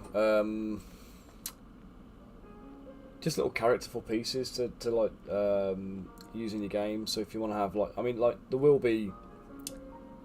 I probably could get some rules made up for them to use them in D&D or whatever else. But it's mostly going to be like if you want the City Watch in there, you just want a few characterful pieces. You could use them for like quest hooks. You could use them for just general NPCs, or just use them as City Guards as they're intended. You know, they'll just be just watchmen. So they're less your kind of mercenary type guys, but more like the kind of the allocated police. So if you're not familiar with the Discworld books, or if you are, I'll give you a quick run through anyway. But basically, the City Watch are like they are literally just like the police. So they're like, you know, patrolling the streets, keeping the peace, all that kind of business. So in D&D, we've got the Flaming Fist mercenaries kind of doing that job a little bit as well. But that's only like Baldur's Gate and some of the other towns, so not every town is going to have like the Flaming Fist there, kind of keeping the peace. So smaller towns will have like their own like little police force and stuff, and they're going to be a little bit ragtag. They're not necessarily going to be the most, you know, the most organised or kind of disciplined troops. But they're not like a military force either, you know what I mean? They are just like walking around, like, you know, Bobby and the Beat kind of thing. So investigating murders and things. That'd be quite good for using for like quest hooks and things, because obviously, you know, you get a few dead bodies or you know, some stolen purses or whatever else. I may yet do like a purse snatcher or, you know, something like that to go with it. Possibly a couple of dead bodies. Might even do a few dead guards as well, so we can use it for, like, you know, properly get them into a quest hook. But I need to add the troll, a werewolf, female werewolf. Yeah, pretty much. Yeah, it's just to add a little bit of character into it, really. You know what I mean? If you're going to paint up 20 guys who are going to, you know, be policemen in your town and for an RPG game, do you want to paint up 20 guys who are all identical, or do you want to have a few that are going to kind of, you know, give you a little bit of something to smile about? So I try and do all my characters to have a little bit of uniqueness and a bit of personality, no matter what they are. So even if you look at like the cultists and things I've done in the past, every single one of them's got like, it's, you know, they've got a unique head, they've got their own kind of like, you know, look about them.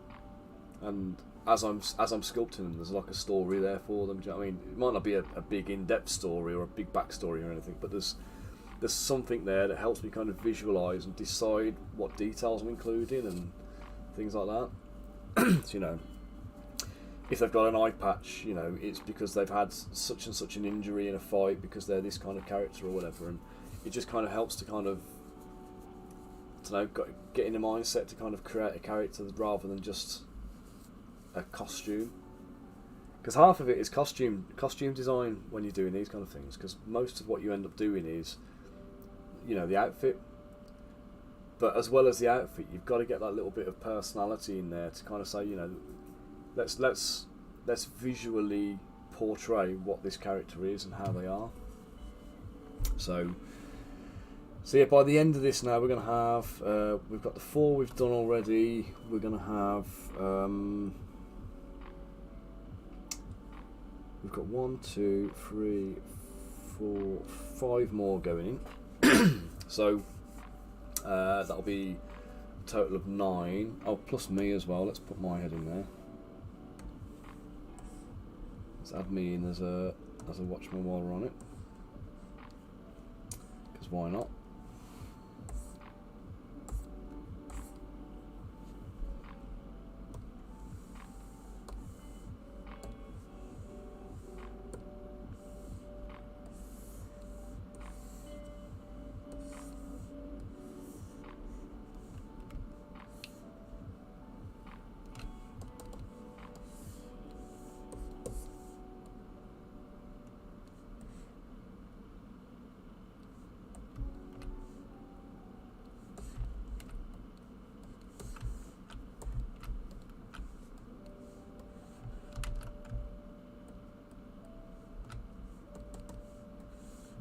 Oops, yeah.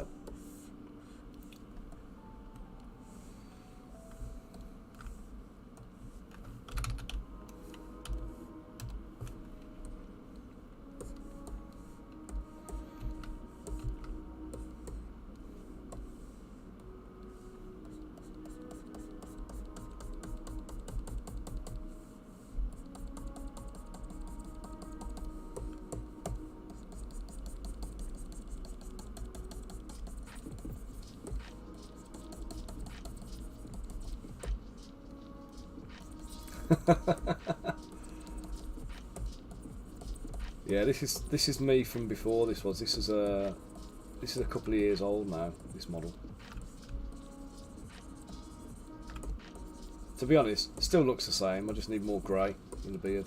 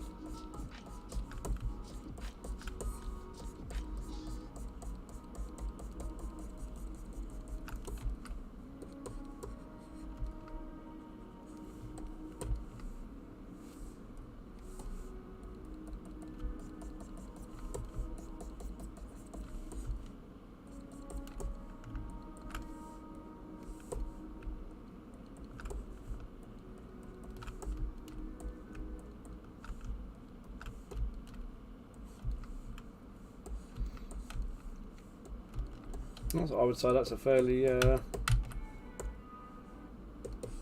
close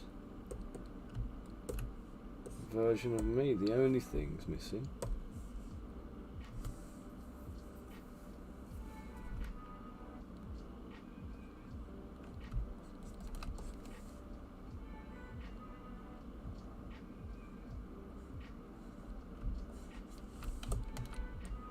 There we go. Done. What is going on here?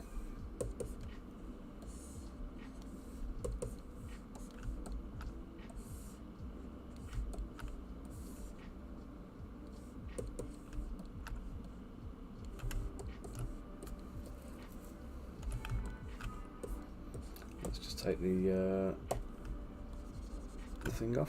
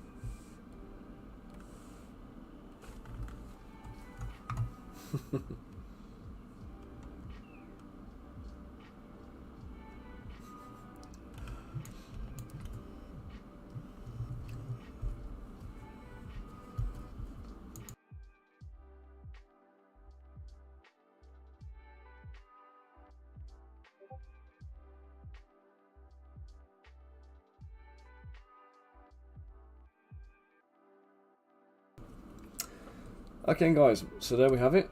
We've got 5 personas in there out of our 10 that we're working up to at the moment.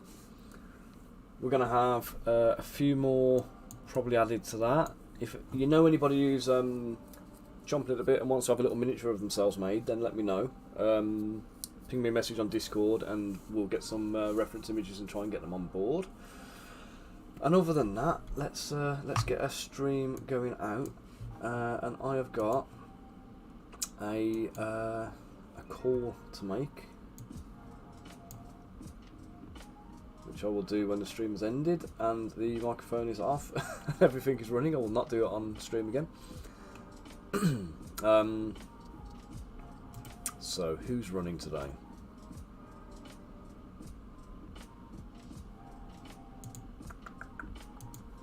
A little gander.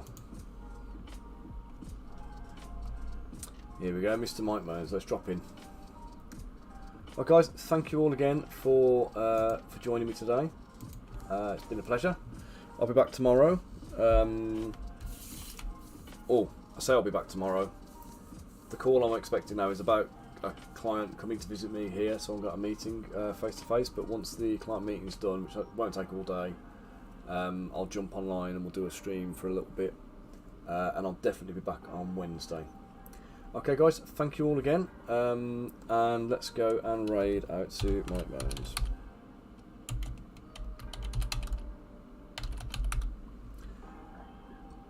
Take it easy, everybody. I think we're going now. Yep. Right, later, taters. Have a good one.